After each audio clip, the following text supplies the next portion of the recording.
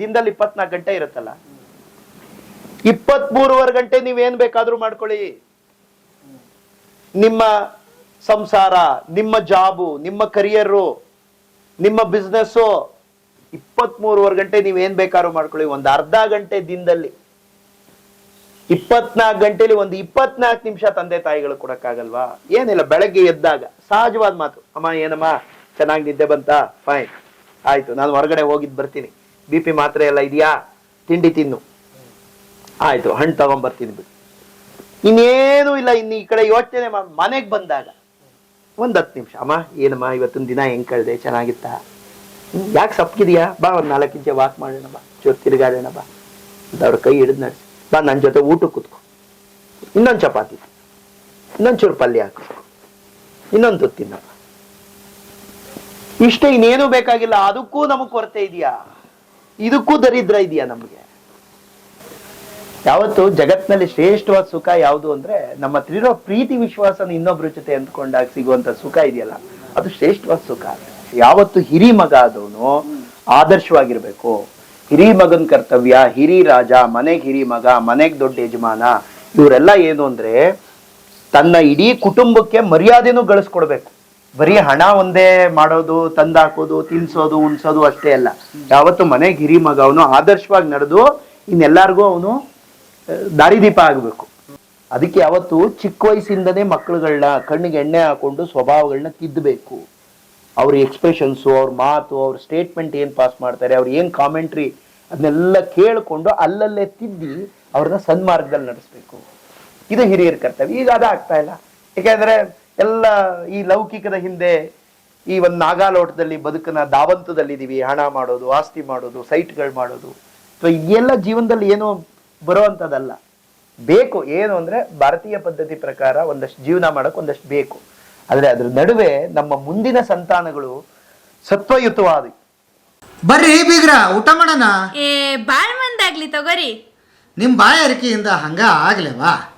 ಒಟ್ಟು ನಮ್ಮ ಭಾರತದಾಗ ವೃದ್ಧಾಶ್ರಮನ ಇರಬಾರ್ದು. ಅಷ್ಟು ಚಲೋ ಎಲ್ಲರೂ ತಾಯಿ ತಂದೆ ನೋಡ್ಕೋರಿ. ಹಂಗಂಗೆ ಭಾಳ ಚಂದ ಭಾಷಣ ಮಾಡಿದ್ರಿ. ಅದ ಮಕ್ಕಳ ತಿಳಾಗ ಅದೆಲ್ಲ ಹೋಗ್ಬೇಕಲ್ರಿ.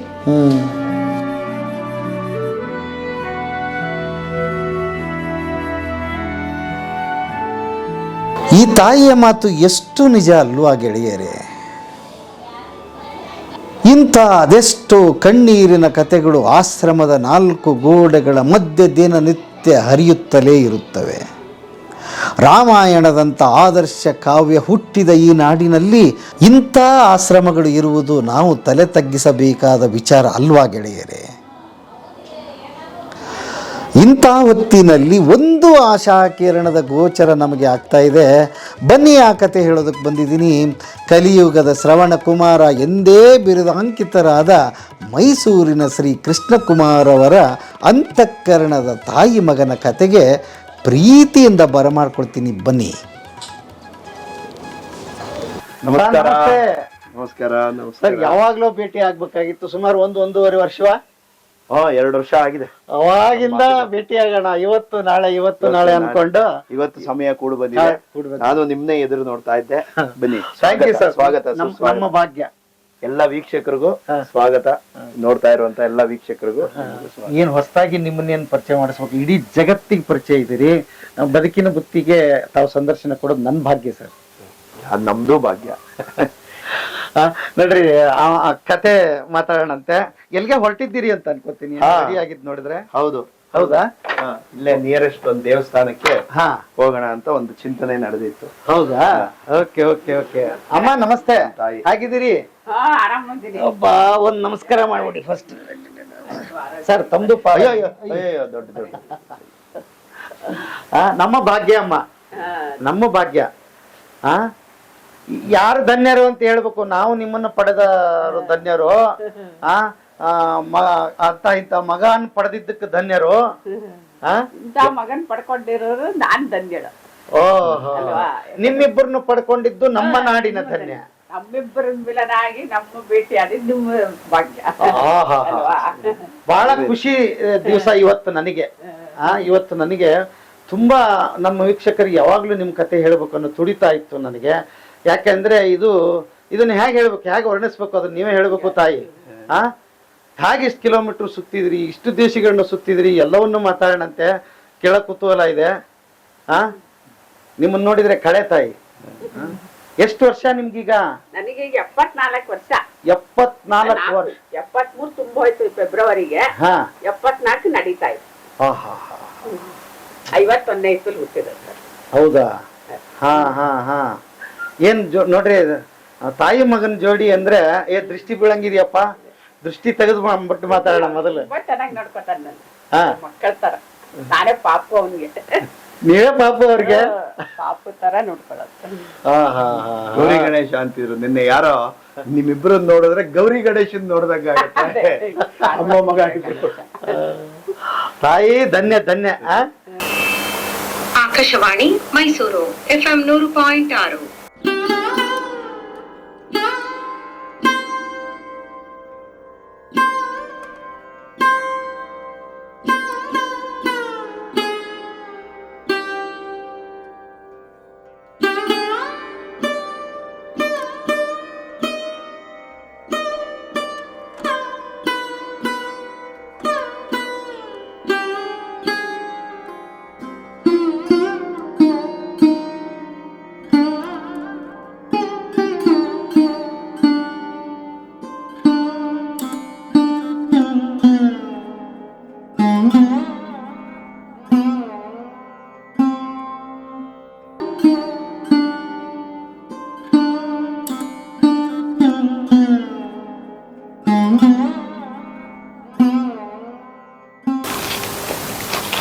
ಸರ್, ಈ ಸ್ಕೂಟರ್ ಎಷ್ಟು ವರ್ಷದ್ದು ಸರ್? ಈ ಸ್ಕೂಟ್ರು 2001ನೇ ಮಾಡ್ಲು. 2001 ಅಂದ್ರೆ ಇಲ್ಲಿಗೆ 23 ವರ್ಷ. 23 ವರ್ಷದ. 23 ವರ್ಷಗಳ ಗಾಡಿ. ನಂಬರ್ ಏನ್ ಸರ್ ಇದು? K09X6143. ಎಷ್ಟು ಲಕ್ಷ ಕಿಲೋಮೀಟರ್ ಅಂತ ಕೇಳ್ಬೇಕಾಗಿದನ್ನ ಓಡಿದೆ? ಸಿಕ್ಕಾಬಟ್ಟೆ ಓಡಿದೆ. ಬಟ್ ಈಗ ನಾವು ಯಾತ್ರೆ ಜನವರಿ 16, 2018ರಿಂದ ಇವತ್ತಿನವರೆಗೂ 83,152 ಕಿಲೋಮೀಟರ್ ಓಡಿದೆ. 83,152. 4 ದೇಶಗಳನ್ನ ಒಳಗೊಂಡಂತೆ ಎಲ್ಲ ಭಾರತದ ಸಮಗ್ರ ರಾಜ್ಯಗಳು, ಮತ್ತೆ ಅದಲ್ಲದೆ ನೇಪಾಳ, ಭೂತಾನು ಮತ್ತೆ ಮಯನ್ಮಾರ್. ಈ ಸ್ಕೂಟರ್ 4 ದೇಶ ಸುತ್ತಿದಿರಿ. ಅಮ್ಮನ್ ಕರ್ಕೊಂಡು? ಅಮ್ಮ ಅದು 74 ವರ್ಷ, ತಾಯಿನ ಕರ್ಕೊಂಡು. ಅವ್ರಿಗೆ ಈಗ 74 ವರ್ಷ. ಫೆಬ್ರವರಿ 12ಕ್ಕೆ 73 ತುಂಬಿ 74. ಬಜಾಜ್ ಕಂಪನಿ. ಬಜಾಜ್ ಚೇತಕ್ ನಮ್ಮ ಅಪ್ಪ ಕೊಡ್ಸಿರೋ ಸ್ಕೂಟ್ರು. ಇದನ್ನೇ ನಮ್ಮ ಅಪ್ಪ ಅಂತ ತಿಳ್ಕೊಂಡು, ಇದನ್ನೇ ನಮ್ಮ ತಂದೆ ಪ್ರತಿರೂಪದಲ್ಲಿ ನೋಡ್ತಾ ಇದ್ರ ಮೇಲೆ ನಮ್ಮ ತಾಯಿನ ಕೂರಿಸ್ಕೊಂಡು ನಾವು 3 ಜನನು ಒಟ್ಟಿಗೆ ಹೋಗ್ತಾ ಇದೀವಿ. ಇಬ್ರೇ ಇಲ್ಲ, ತಾಯಿ ಮಗ ಇಬ್ರೇ ಇಲ್ಲ, ತಂದೆನೂ ಕೂಡ ನಮ್ ಜೊತೆ ಬರ್ತಾ ಇದ್ದಾರೆ ಅನ್ನೋ ಒಂದು ಸದ್ಭಾವನೆಯಿಂದ ಈ ಯಾತ್ರೆ ಮಾಡಿ. ಹಾಗಾದ್ರೆ ನಿಮ್ಮಿಬ್ಬರು ಭಾರ ಅಪ್ಪ ಹೊತ್ತಿದ್ದಾರೆ ಅಂತ? ಹೌದೌದು, ಈಗಲೂ ಅವರು ಮುಂಚೆಯಿಂದನೂ ಅಷ್ಟೇ. ಇಡೀ ನಮ್ಮ ಖಾನ್ದಾನ್ಗಳ ಭಾರನೇ ಅವ್ರು ಹೊತ್ತಿದ್ದಾರೆ. ಏನ್ ಪ್ರತಿರೂಪ ಸರ್ ಇದು? ಹೌದು, ನಿಜವಾಗ್ಲೂ ಅದು ಹಳೆ ಇದಕ್ಕೆ ಅಷ್ಟು ಶಕ್ತಿ ಇತ್ತು. ಹಳೆ ಪ್ರಾಡಕ್ಟ್ ನೋಡಿ, ಅವಾಗೆಲ್ಲ ತುಂಬಾ ಕ್ವಾಲಿಟಿ ಚೆನ್ನಾಗಿತ್ತು. ಈವನ್ ಹೈ ಆಲ್ಟಿಟ್ಯೂಡ್ಗೆಲ್ಲ ಹೋಗಿದೆ. 13,700 ಫೀಟ್ ಹೈಟ್ ತಗೊಂಡೋಗಿದ್ದೀವಿ. ತವಾಂಗ್ ಹೋಗ್ಬೇಕಾದ್ರೆ ಸೆಲಾಪಾಸ್ ಅಂತ ಒಂದು ಸಿಗತ್ತೆ ದೀರಾಂಗ್ ಆದ್ಮೇಲೆ, ಅದು 13,700 ಫೀಟ್ ಹೈಟ್ ಇದೆ. ಎಂತೆಂತ ಜಾವಾ ಬುಲೆಟ್ಗಳೇ ಅಲ್ಲಿ ಹೋಗಕ್ಕೆ ಹಿಂದೆ ಮುಂದೆ ನೋಡ್ತಾರೆ. ನಾನು ಅಂತದ್ರಲ್ಲಿ ಇದ್ರ ಮೇಲೆ ಅಮ್ಮನ್ ಕೂರಿಸ್ಕೊಂಡು ವಿತ್ ಲಗೇಜ್ ಹೋಗಿ ಆ ಬೆಟ್ಟ ಇಳಿದು ತವಾಂಗ್ ಹೋಗಿ 3 ದಿನ ಅಲ್ಲಿದ್ದು ಮತ್ತೆ ಅದೇ ಬೆಟ್ಟ ಹತ್ತಿ ವಾಪಸ್ ಮೈನ್ ಸ್ಟ್ರೀಮ್ ಬಂದಿದೆ. ಇನ್ನು ಇದು ಯಥಾಸ್ಥಿತಿ. ಇದು ಜೀವನದ ನನ್ನ ಕಡೆ ನಿಮಿಷದವರೆಗೂ ಈ ಸ್ಕೂಟರ್ ಬಿಟ್ಟು ಇನ್ನೊಂದು ಸ್ಕೂಟರ್ ಯೂಸ್ ಮಾಡಲ್ಲ ಅಂತ ನಾನು ಸಂಕಲ್ಪ ಮಾಡ್ಬಿಟ್ಟು ಇದೇ ಸ್ಕೂಟರ್ನ ಬಳಸ್ತೀನಿ. ನನ್ನ ಜೀವನ ಪರ್ಯಂತ ಇದೇ ಸ್ಕೂಟರ್ನೇ ಬಳಸ್ತೀನಿ. ಇನ್ನೊಂದು ಸ್ಕೂಟರ್ ನಾನು ತಗೊಳಲ್ಲ, ಇದನ್ನೇ ಯೂಸ್ ಮಾಡ್ತೀನಿ.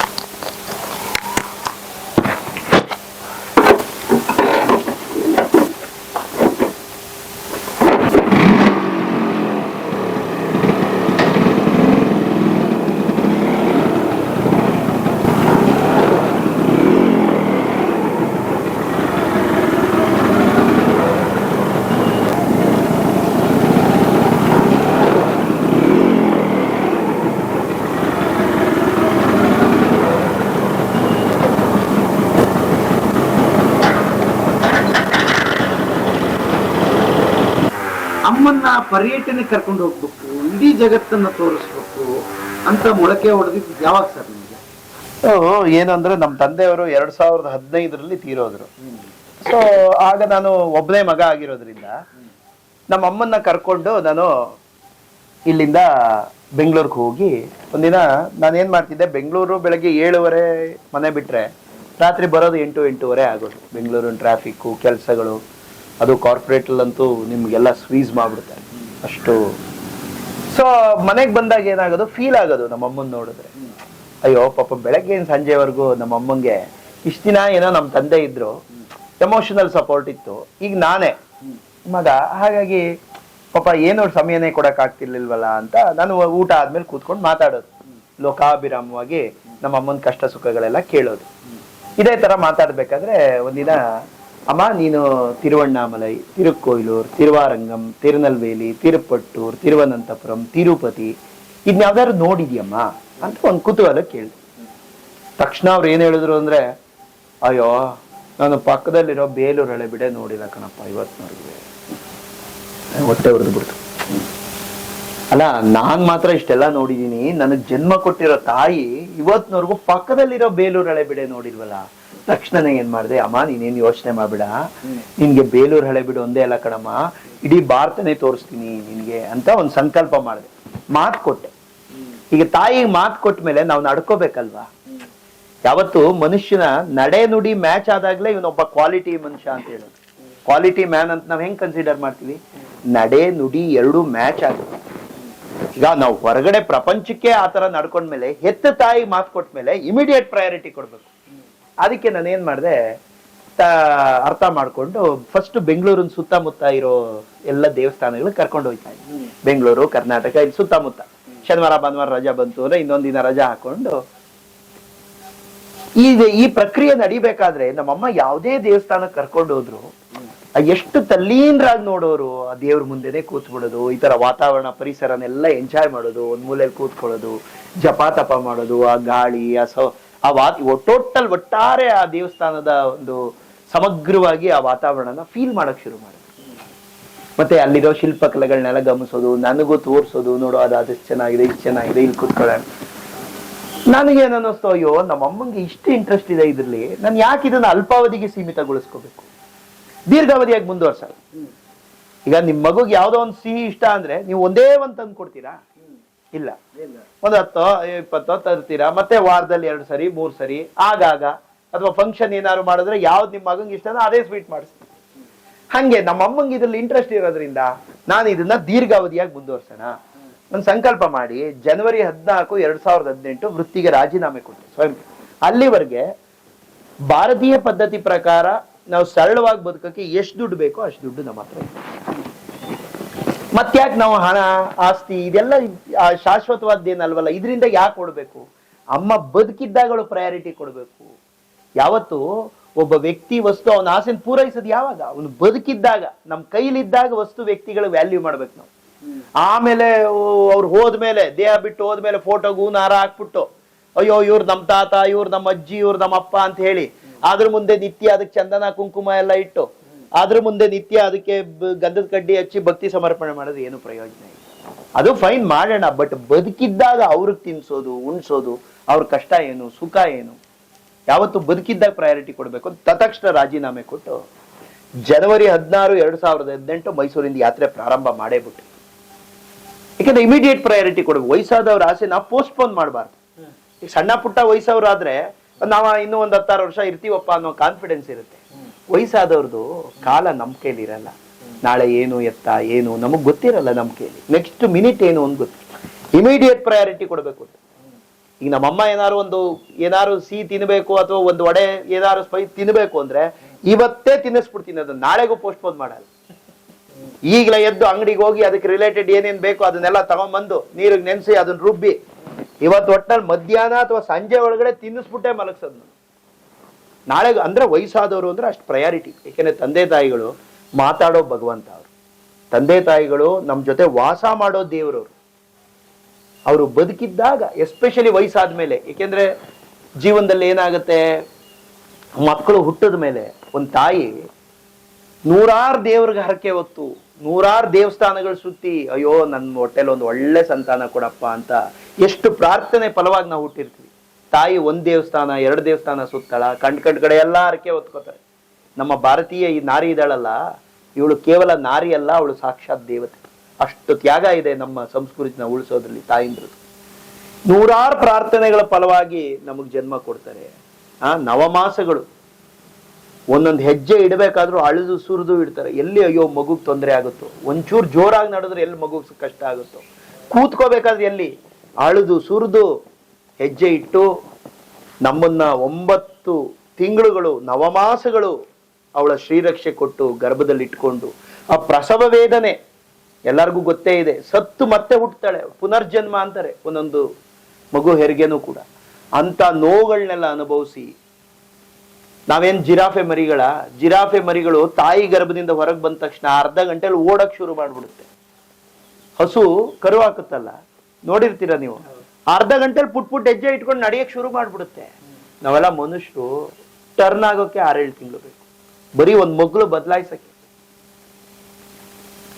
ಮತ್ತೆ ಆ ಜಾನಪದದಲ್ಲಂತೂ ಮಗು ತಿರುಗೋದು, ಹೊಸಲು ದಾಟೋದೇ ಒಂದು ಹಬ್ಬ.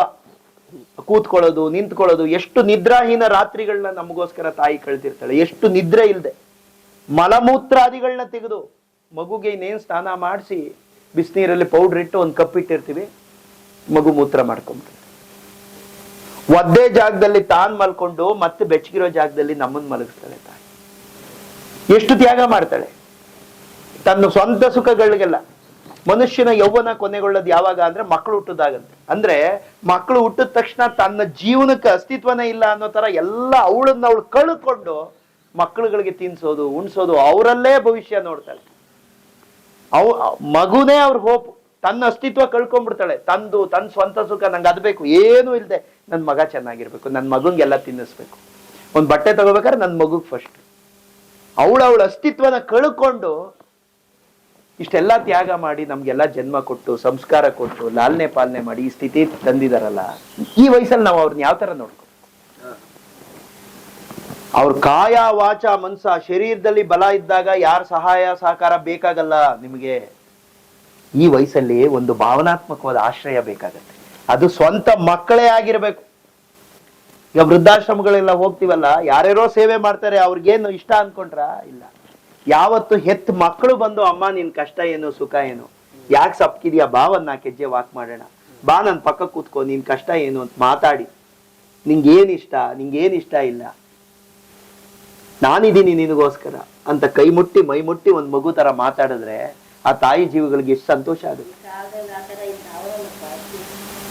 ಎಷ್ಟು ಖುಷಿ ಆಗತ್ತೆ. ಸ್ವಂತ ಮಕ್ಳುಗಳು ಬಂದು ಅಮ್ಮ ನಿನ್ ಕಷ್ಟ ಏನು ಸುಖ ಏನೋ, ನಿನ್ ಪಾಲಗ್ ನಾನಿದ್ದೀನಿ ಅಂತ ಹೇಳಿದಾಗ ಆಗೋ ಆನಂದ ಇನ್ನೇನು ಬೇಡ. ಈ ವಯಸ್ಸಲ್ಲಿ ಅವ್ರಿಗೆ ಆಸ್ತಿ ಬೇಡ, ಹಣ ಬೇಡ, ಒಡವೆ ಬೇಡ, ಏನೇನೂ ಬೇಡ. ತಾನು ಹೆತ್ತ ಮಕ್ಕಳ 4 ಪ್ರೀತಿ ಮಾತುಗಳು. ಬೇಕಾದ್ರೆ ಒದ್ದೊತ್ತು ಉಪವಾಸ ಇದ್ರು ಪರವಾಗಿಲ್ಲ, ತನ್ನ ಮಗ ಬಂದು ಏನಿಲ್ಲ, ಅದಕ್ಕೆ ಏನ್ ಮಾಡ್ಬೇಕು ಸರ್? ಏನು ಇಲ್ಲ. ದಿನದಲ್ಲಿ 24 ಗಂಟೆ ಇರುತ್ತಲ್ಲ, 23 ಗಂಟೆ ನೀವೇನ್ ಬೇಕಾದ್ರೂ ಮಾಡ್ಕೊಳ್ಳಿ. ನಿಮ್ಮ ಸಂಸಾರ, ನಿಮ್ಮ ಜಾಬು, ನಿಮ್ಮ ಕರಿಯರು, ನಿಮ್ಮ ಬಿಸ್ನೆಸ್ 23 ಗಂಟೆ ನೀವೇನ್ ಬೇಕಾದ್ರೂ ಮಾಡ್ಕೊಳ್ಳಿ. ಒಂದು ಅರ್ಧ ಗಂಟೆ ದಿನದಲ್ಲಿ 24 ಗಂಟೆಲಿ ಒಂದು 24 ನಿಮಿಷ ತಂದೆ ತಾಯಿಗಳು ಕೊಡಕ್ಕಾಗಲ್ವಾ? ಏನಿಲ್ಲ, ಬೆಳಗ್ಗೆ ಎದ್ದಾಗ ಸಹಜವಾದ ಮಾತು, ಅಮ್ಮ ಏನಮ್ಮ ಚೆನ್ನಾಗಿ ನಿದ್ದೆ ಬಂತ? ಫೈನ್, ಆಯ್ತು, ನಾನು ಹೊರಗಡೆ ಹೋಗಿದ್ ಬರ್ತೀನಿ, BP ಮಾತ್ರೆ ಎಲ್ಲ ಇದೆಯಾ, ತಿಂಡಿ ತಿನ್ನು, ಆಯ್ತು, ಹಣ್ಣು ತಗೊಂಡ್ಬರ್ತೀನಿ ಬಿಡು. ಇನ್ನೇನು ಇಲ್ಲ. ಇನ್ನು ಈ ಕಡೆ ಯೋಚನೆ ಮನೆಗೆ ಬಂದಾಗ ಒಂದ್ 10 ನಿಮಿಷ, ಅಮ್ಮ ಏನಮ್ಮ ಇವತ್ತಿನ ದಿನ ಹೆಂಗ್ ಕಳ್ದೆ, ಚೆನ್ನಾಗಿತ್ತ? ಯಾಕೆ ಸಪ್ಕಿದ್ಯಾ? ಬಾ ಒಂದ್ 4 ಹೆಜ್ಜೆ ವಾಕ್ ಮಾಡೋಣ, ಬಾ ಚೂರು ತಿರುಗಾಡೋಣ, ಬಾ ಅಂತ ಅವ್ರ ಕೈ ಹಿಡಿದು ನಡೆಸಿ, ಬಾ ನನ್ನ ಜೊತೆ ಊಟಕ್ಕೆ ಕೂತ್ಕೊ, ಇನ್ನೊಂದು ಚಪಾತಿ, ಇನ್ನೊಂದ್ ಚೂರು ಪಲ್ಯ ಹಾಕು, ಇನ್ನೊಂದು ತುತ್ತು ತಿನ್ನಪ್ಪ. ಇಷ್ಟೇ, ಇನ್ನೇನು ಬೇಕಾಗಿಲ್ಲ. ಅದಕ್ಕೂ ನಮಗ್ ಕೊರತೆ ಇದೆಯಾ? ಇದಕ್ಕೂ ದರಿದ್ರ ಇದೆಯಾ ನಮ್ಗೆ? ಎಂತ ಒಂದು ಮಹಾನ್ ಸಂಸ್ಕೃತಿಯ ವಾರಸದಾರಗಳು ನಾವೆಲ್ಲ. ಈ ಮಣ್ಣಲ್ಲಿ ಆ ತರ ಆಗಬಾರ್ದು, ಅಲ್ಲ ಎಲ್ಲೂ ಆಗಬಾರ್ದು. ಈ ತರ ಎಲ್ಲ ಕಟ್ಟಿ ಬೆಳೆಸಿ ನೂರಾರು ಸಂತರು ಈ ಮಣ್ಣಲ್ಲಿ ಹುಟ್ಟಿರೋರು ಎಲ್ಲಾನು ತ್ಯಾಗ ಮಾಡಿ ನಮ್ಮ ತಾಯಿನ ವೈಭವನ ನೋಡಕ್ಕೆ ಟೊಂಕ ಕಟ್ಟಿ ನಿಲ್ಲಬೇಕು ಇಲ್ಲಿನ ಯುವಕರು, ಇಲ್ಲಿನ ಮಕ್ಕಳುಗಳು. 5 ನಿಮಿಷ 10 ನಿಮಿಷ ಪ್ರೀತಿಯಿಂದ ಮಾತಾಡಿಸ್ಬಿಟ್ರೆ ಅವಕ್ಕೆ ಇನ್ನೇನ್ ಬೇಕು? ಆ ವಯಸ್ಸಲ್ಲಿ ಇನ್ನೇನ್ ಬೇಕು ಅವ್ರಿಗೆ? ಅಯ್ಯೋ ನನ್ನ ಮಗ ನನ್ನ ಜೊತೆ ಎಷ್ಟು ಮಾತಾಡ್ದ ಅಂತ ಅದನ್ನೇ ಸಂತೋಷ ಪಡ್ತಾರೆ. ಇದಕ್ಕೂ ದರಿದ್ರ ಬಂದಿದ್ಯಾ ಅಂತ. ಇಷ್ಟು ಪ್ರೀತಿ ಅಷ್ಟೇ, ಇನ್ನೇನು ಬೇಕಾಗಲ್ಲ. ಇದನ್ನ ನಾವು ಬದುಕಿದ್ದಾಗ ಮಾಡ್ಬೇಕು. ಆಮೇಲೆ 100 ಜನನ್ ಕರೆದು ಅಯ್ಯೋ ನಮ್ ತಾತನ್ ತಿಥಿ ಹಿಂಗ್ ಮಾಡ್ದೆ, ನಮ್ಮ ಅಪ್ಪನ್ ತಿಥಿ ಹಿಂಗ್ ಮಾಡ್ದೆ, ಅವ್ರಿಗೆ ಏನೇನ್ ಇಷ್ಟ ಆಯ್ತು ಎಲ್ಲ ನಾವು ತಿಂತೀವಿ. ಲಕ್ಷಾಂತರ ಜನನ್ ಕರೆದು 1000 ಜನನ್ ಕರೆದು ಲಕ್ಷಾಂತರ ರೂಪಾಯಿ ಖರ್ಚು ಮಾಡಿ ಫೈನ್ ಅದನ್ನು ಮಾಡಿ, ಬಟ್ ಬದುಕಿದ್ದಾಗ ಅವ್ರಿಗೆ ತಿನ್ಸಿ. ಅಮ್ಮ ನಿನ್ ಕಷ್ಟ ಏನು ಸುಖ ಏನು, ಇವತ್ತಿನವರೆಗೂ ಜೀವನ ಮಾಡಿದ್ಯಲ್ಲಮ್ಮ, ನಿಂಗೆ ತೃಪ್ತಿ ಕೊಟ್ಟಿದ್ಯಾ? ಅವ್ರು ಇಷ್ಟಪಡುವಂತ ಜೀವನ ಕೊಡೋದು ಕೂಡ ನಮ್ಗಳು ಮುಖ್ಯ ಆಗುತ್ತೆ. ಯಾಕೆಂದ್ರೆ ನಮಗೋಸ್ಕರ ನಾವ್ ಏನಾಗ್ಬೇಕು ಅದನ್ನೆಲ್ಲ ಅವ್ರ ಸ್ವಂತ ಸುಖಗಳು ತ್ಯಾಗ ಮಾಡಿ ನಮ್ಗೆ ಆ ಲೈಫ್ ಕೊಟ್ಟಿರ್ತಾರೆ. ನಾವೆಲ್ಲ ಜೀವನದಲ್ಲಿ ಒಂದ್ ಸೆಟ್ಲ್ ಆದ್ಮೇಲೆ, ಜೀವನ ಒಂದ್ ಹಂತಕ್ಕೆ ಬಂದ್ಮೇಲೆ ವಾಪಸ್ ಅವ್ರಿಗೆ ನಿನ್ಗೆ ಇವತ್ತಿನವರೆಗೂ ಜೀವನ ಕೊಟ್ಟಿದ್ಯಲ್ಲಮ್ಮ, ಸಂತೋಷ ಕೊಟ್ಟಿದ್ಯಾ, ತೃಪ್ತಿ ಇದೆಯಾ? ಅವ್ರು ಬಾಯ್ಬಿಟ್ಟು ಹೇಳಲ್ಲ, ನಾವು ಅರ್ಥ ಮಾಡ್ಕೊಂಡು ಆ ಪ್ರಕಾರವಾಗಿ ಅವ್ರಿಗೆ ಏನ್ ಇಷ್ಟಪಡುವಂತ ಜೀವನ ಇದೆ ಅದೆಲ್ಲ ಕೊಡಬೇಕಾದ್ದು ಎಲ್ಲ ಮಕ್ಕಳುಗಳ ಕರ್ತವ್ಯ. ಇದಕ್ಕೆಲ್ಲ ಒತ್ತು ಕೊಡ್ಬೇಕು. ಸೊ ನಾನು ನಿಮ್ಮ ಮಾಧ್ಯಮದ ಮುಖಾಂತರ ಎಲ್ಲರಿಗೂ ಕೈ ಮುಗಿದು ಬೇಡ್ಕೊಳ್ಳೋದು, ತಂದೆ ತಾಯಿಗಳು ಮಾತಾಡೋ ದೇವ್ರು, ಸಾಕ್ಷಾತ್ ದೇವ್ರು ಭಗವಂತ. ಬದುಕಿದ್ದಾಗ ಅವ್ರ ಸೇವೆ ಮಾಡಿ, ದಿನದಲ್ಲಿ ಅಟ್ಲೀಸ್ಟ್ ಒಂದು ಅರ್ಧ ಗಂಟೆ ತಂದೆ ತಾಯಿಗಳ ಪಕ್ಕ ಕೂತ್ಕೊಂಡು, ಅಲ್ಲಿ ನಾನು ಇಂಜಿನಿಯರು, ಡಾಕ್ಟ್ರು, ನಾನು ಇನ್ನೊಂದು, ಅದೆಲ್ಲ ಯಾವುದೇ ಗುಣವಾಚಕಗಳಿದೆ, ಒಂದು ಮಗು ತರ ಕೂತ್ಕೊಂಡು ಮಾತಾಡಿ ಅವ್ರ ಕಷ್ಟ ಸುಖ ಅರ್ಥ ಮಾಡ್ಕೊಡಿ. ಆ ವೃದ್ಧಾಪ್ಯಕ್ಕೆ ಒಂದು ಗೌರವ ತಂದ್ಕೊಡಿ, ಒಂದು ಘನತೆ ತಂದ್ಕೊಡಿ. ಡಿಗ್ನಿಟಿ ಇನ್ ಲೈಫ್ ಅಂತ ಮಾತಾಡ್ತೀವಲ್ಲ, ಒಳ್ಳೊಳ್ಳೆ ಮನೆ ಇರಬೇಕು, ಕಾರ್ ಇರಬೇಕು, ಬ್ಯಾಂಕ್ ಬ್ಯಾಲೆನ್ಸ್ ಇರಬೇಕು, ಒಳ್ಳೆ ಇದೆಲ್ಲ okay, dignity in life. Dignity before death. ಒಬ್ಬ ಮನುಷ್ಯ ಹುಟ್ಟಿದ ಮೇಲೆ ತಾನು ಮಣ್ಣಿಗೆ ಹೋಗೋಕ್ಕಿಂತ ಮುಂಚೆ ತನ್ನ ನ್ಯಾಯಯುತವಾದ ಆಸೆಗಳನ್ನು ತೀರಿಸ್ಕೊಂಡು ಹೋಗೋಕ್ಕೂ ಅವಕಾಶ ಇಲ್ವಾ ಈ ಮಣ್ಣಲ್ಲಿ? ಹಾಗಾಗಿ ನಾವು ಮಕ್ಕಳುಗಳು ಅವ್ರನ್ನೆಲ್ಲ ನ್ಯಾಯಯುತವಾದ ಆಸೆಗಳು ಏನಿದೆ ಅದನ್ನೆಲ್ಲ ತಿಳ್ಕೊಂಡು ಪೂರೈಸಿ ಆ ಡಿಗ್ನಿಟಿ, ಆ ವೃದ್ಧಾಪ್ಯಕ್ಕೆ ಒಂದು ಗೌರವ ಘನತೆ ತಂದು ಕೊಡ್ಬೇಕು, ಅವ್ರಿಗೊಂದು ತೃಪ್ತಿ ಭಾವ ತಂದು ಕೊಡ್ಬೇಕು. ಇದನ್ನ ತಮ್ಮ ಮಾಧ್ಯಮದ ಮುಖಾಂತರ ಎಲ್ಲ ನನ್ನನ್ನು ಸೇರಿಸ್ಕೊಂಡು ನಾವೆಲ್ಲ ಆಚರಣೆ ಮಾಡೋಣ. ಏನ್ ಕಲಿಯುಗದ ಶ್ರವಣ್ ಕುಮಾರ ಅಂತ ಬಿಗಿನಿಂಗ್ ಅಲ್ಲಿ ಹೇಳಿದ್ರಿ, ಈ ಶ್ರವಣ್ ಕುಮಾರ ಅನ್ನೋ ಬಿರುದು ನನ್ನ ಒಬ್ಬಂಗೆ ಬೇಕಾಗಿಲ್ಲ, ನಾನ್ ಸ್ವಾರ್ಥಿ ಆಗಲ್ಲ. ಈ ವಿಚಾರ ಈ ಮಣ್ಣಲ್ಲಿ ಹುಟ್ಟಿರೋ ಎಲ್ಲಾರ್ಗೂ ಸಿಗಬೇಕು. ಅದು ಅವ್ರು ಏನಿಲ್ಲ, ಸ್ವಂತ ತಂದೆ ತಾಯಿಗಳನ್ನ ತಮ್ಮ ಜೊತೆಲಿ ಇಟ್ಕೊಂಡು ವೃದ್ಧಾಪ್ಯದಲ್ಲಿ ಪೋಷಣೆ ಮಾಡಿ ಎಲ್ಲರೂ ಕೂಡ ಶ್ರವಣ್ ಕುಮಾರರಾಗ್ಬೇಕು ಅನ್ನೋದೇ ನನ್ನ ಆಸೆ. ಈ ಯಾತ್ರೆ ಎಷ್ಟು ಸರಳವಾಗಿ ನೀವು ಮಾಡ್ಕೊಂಡಿದ್ರಿ ಅಂದ್ರೆ, ನಾವು ಎಲ್ಲಾದ್ರೂ ಹೋಗ್ಬೇಕಂದ್ರೆ 108 ಸೂಟ್ಕೇಸು, ಅದಕ್ಕೊಂದು ವ್ಯಾನು, ಅದಕ್ಕೊಂದು ಅಲ್ಲಿ ದುಗ್ಗುಡ, ಏನಾಗುತ್ತೋ ಏನೋ ಮೊದಲೇ ಬುಕ್ ಮಾಡ್ತೀವಿ, ಹೋಗ್ತೀವಿ, ಏನೇನೋ ಸೇಫ್ಟಿ ಪ್ರಿಕಾಷನ್ಸ್ ಎಲ್ಲ ತಗೋತೀವಿ. ಹೆಂಗೆ ಇಷ್ಟು ಸರಳವಾಗಿ ನಡೀತು ಇದು ಯಾತ್ರೆ? ಹೌದು, ನಮ್ಮ ಭಾರತ ಈ ಮಣ್ಣು ಅಂತದ್ದು ಸರ್. ಈಗ ಬೇರೆ ದೇಶಗಳಾದ್ರೆ ನೀವ್ ಹೇಳ್ದಂಗೆ ಕಷ್ಟ ಅನ್ಸುತ್ತೆ. ಏನೋ ಈಗ ನಾನು ಯಾರೋ ಫಾರಿನ್ ನಲ್ಲಿಂದೆಲ್ಲ ಕಾಲ್ ಬಂದಾಗ ಮಾತಾಡ್ಬೇಕಾದ್ರೆ ಅಪಾಯಿಂಟ್ಮೆಂಟ್ ತಗೊಂಡು ಹೋಗ್ಬೇಕಂತೆ ಅಲ್ಲೆಲ್ಲ ಹೋಗ್ಬೇಕಾದ್ರೆ. ನಮ್ ಭಾರತ, ನಮ್ ಪೂರ್ವಿಕರು ಎಂತವನ್ನ ಹೇಳದ್ನಲ್ಲ, ನಮ್ಮ ಋಷಿಗಳು ಎಷ್ಟು ಬುದ್ಧಿವಂತರಾಗಿದ್ರು. ಅವತ್ತಿನ ಕಾಲದ ಬ್ರಿಲಿಯಂಟ್ ಬ್ರೈನ್ಸ್ ಅವರೆಲ್ಲ. ಮಾತೃದೇವೋಭವ, ಪಿತೃದೇವೋಭವ, ಆಚಾರ್ಯ ದೇವದ ಜೊತೆಗೆ ಅತಿಥಿ ದೇವೋಭವ ಅನ್ನೋದನ್ನು ಒಂದು ಕಾನ್ಸೆಪ್ಟ್ ಕೊಟ್ಟಿದ್ದಾರೆ. ಏನದರ ಅರ್ಥ? ಅತಿಥಿ ದೇವೋಭವ. ಈಗ ಜೀವನ ಅಂದ ಮೇಲೆ ನಿಮ್ಮೂರಿಗೆ ನಾನ್ ಬರ್ಬೇಕಾಗತ್ತೆ, ನಮ್ಮೂರಿಗೆ ನೀವು ಬರ್ಬೇಕಾಗತ್ತೆ. ಅತಿಥಿಗಳಿಗೆ ಏನ್ ಬೇಕು? ಹೊರಗಡೆಯಿಂದ ಬಂದವ್ರಿಗೆ ಒಂದು ಮಲ್ಕೊಳಕ್ಕೆ ಇಷ್ಟು ಒಂದು ಒಳ್ಳೆ ಜಾಗ, ಯಾಕೆಂದ್ರೆ ಪ್ರಯಾಣದ ಆಯಾಸ ಪರಿಹಾರ ಆಗಕ್ಕೆ, ಒಂದು ಲೈ ಡೌನ್ ಮಾಡಕ್ಕೆ, ಜೀವ ರಕ್ಷಣೆಗೆ ಒಂದೊತ್ತು ಊಟ, ಜೀವ ರಕ್ಷಣೆಗೆ ಒಂದು 2 ಹೊತ್ತು ದೇಹಧಾರಣೆ, ವಾಪಸ್ ಊರಿಗೆ ಹೋಗೋ ತನಕ. ಇವಿಷ್ಟಕ್ಕೂ ಈ ಮಣ್ಣಲ್ಲಿ ಕೊರತೆ ಇಲ್ಲ. ಯಾಕೆಂದ್ರೆ ಅತಿಥಿ ದೇವೋಭವ ಅನ್ನೋ ಕಾನ್ಸೆಪ್ಟ್ ನಮ್ಮ ಪೂರ್ವ ಕಾಲದಿಂದ ಬಂದಿದೆ.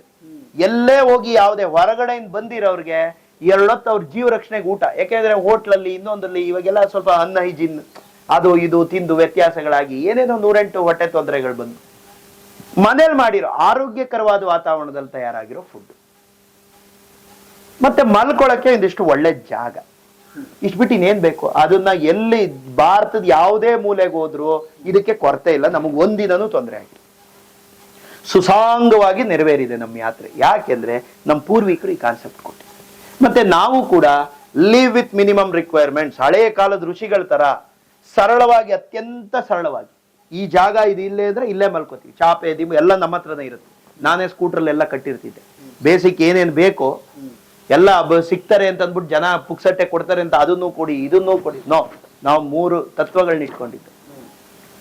ಯಾರ ಹತ್ರನೂ ಕೂಡ ನಮ್ಗೆ ಅಗತ್ಯಕ್ಕೆ ಬೇಕಾದ್ನೆಲ್ಲ ನಾವೇ ಕ್ಯಾರಿ ಮಾಡ್ತಿದ್ವಿ. Toothpaste, brush, towel, soap, ಚಾಪೆಗಳು, ಫೋಲ್ಡಬಲ್ ಚಾಪೆಗಳು, ದಿಂಬು, ಬೆಡ್ಶೀಟ್ಗಳು ಇದನ್ನೆಲ್ಲ ನಾನೇ ಇಟ್ಕೊಂಡಿದ್ದೆ.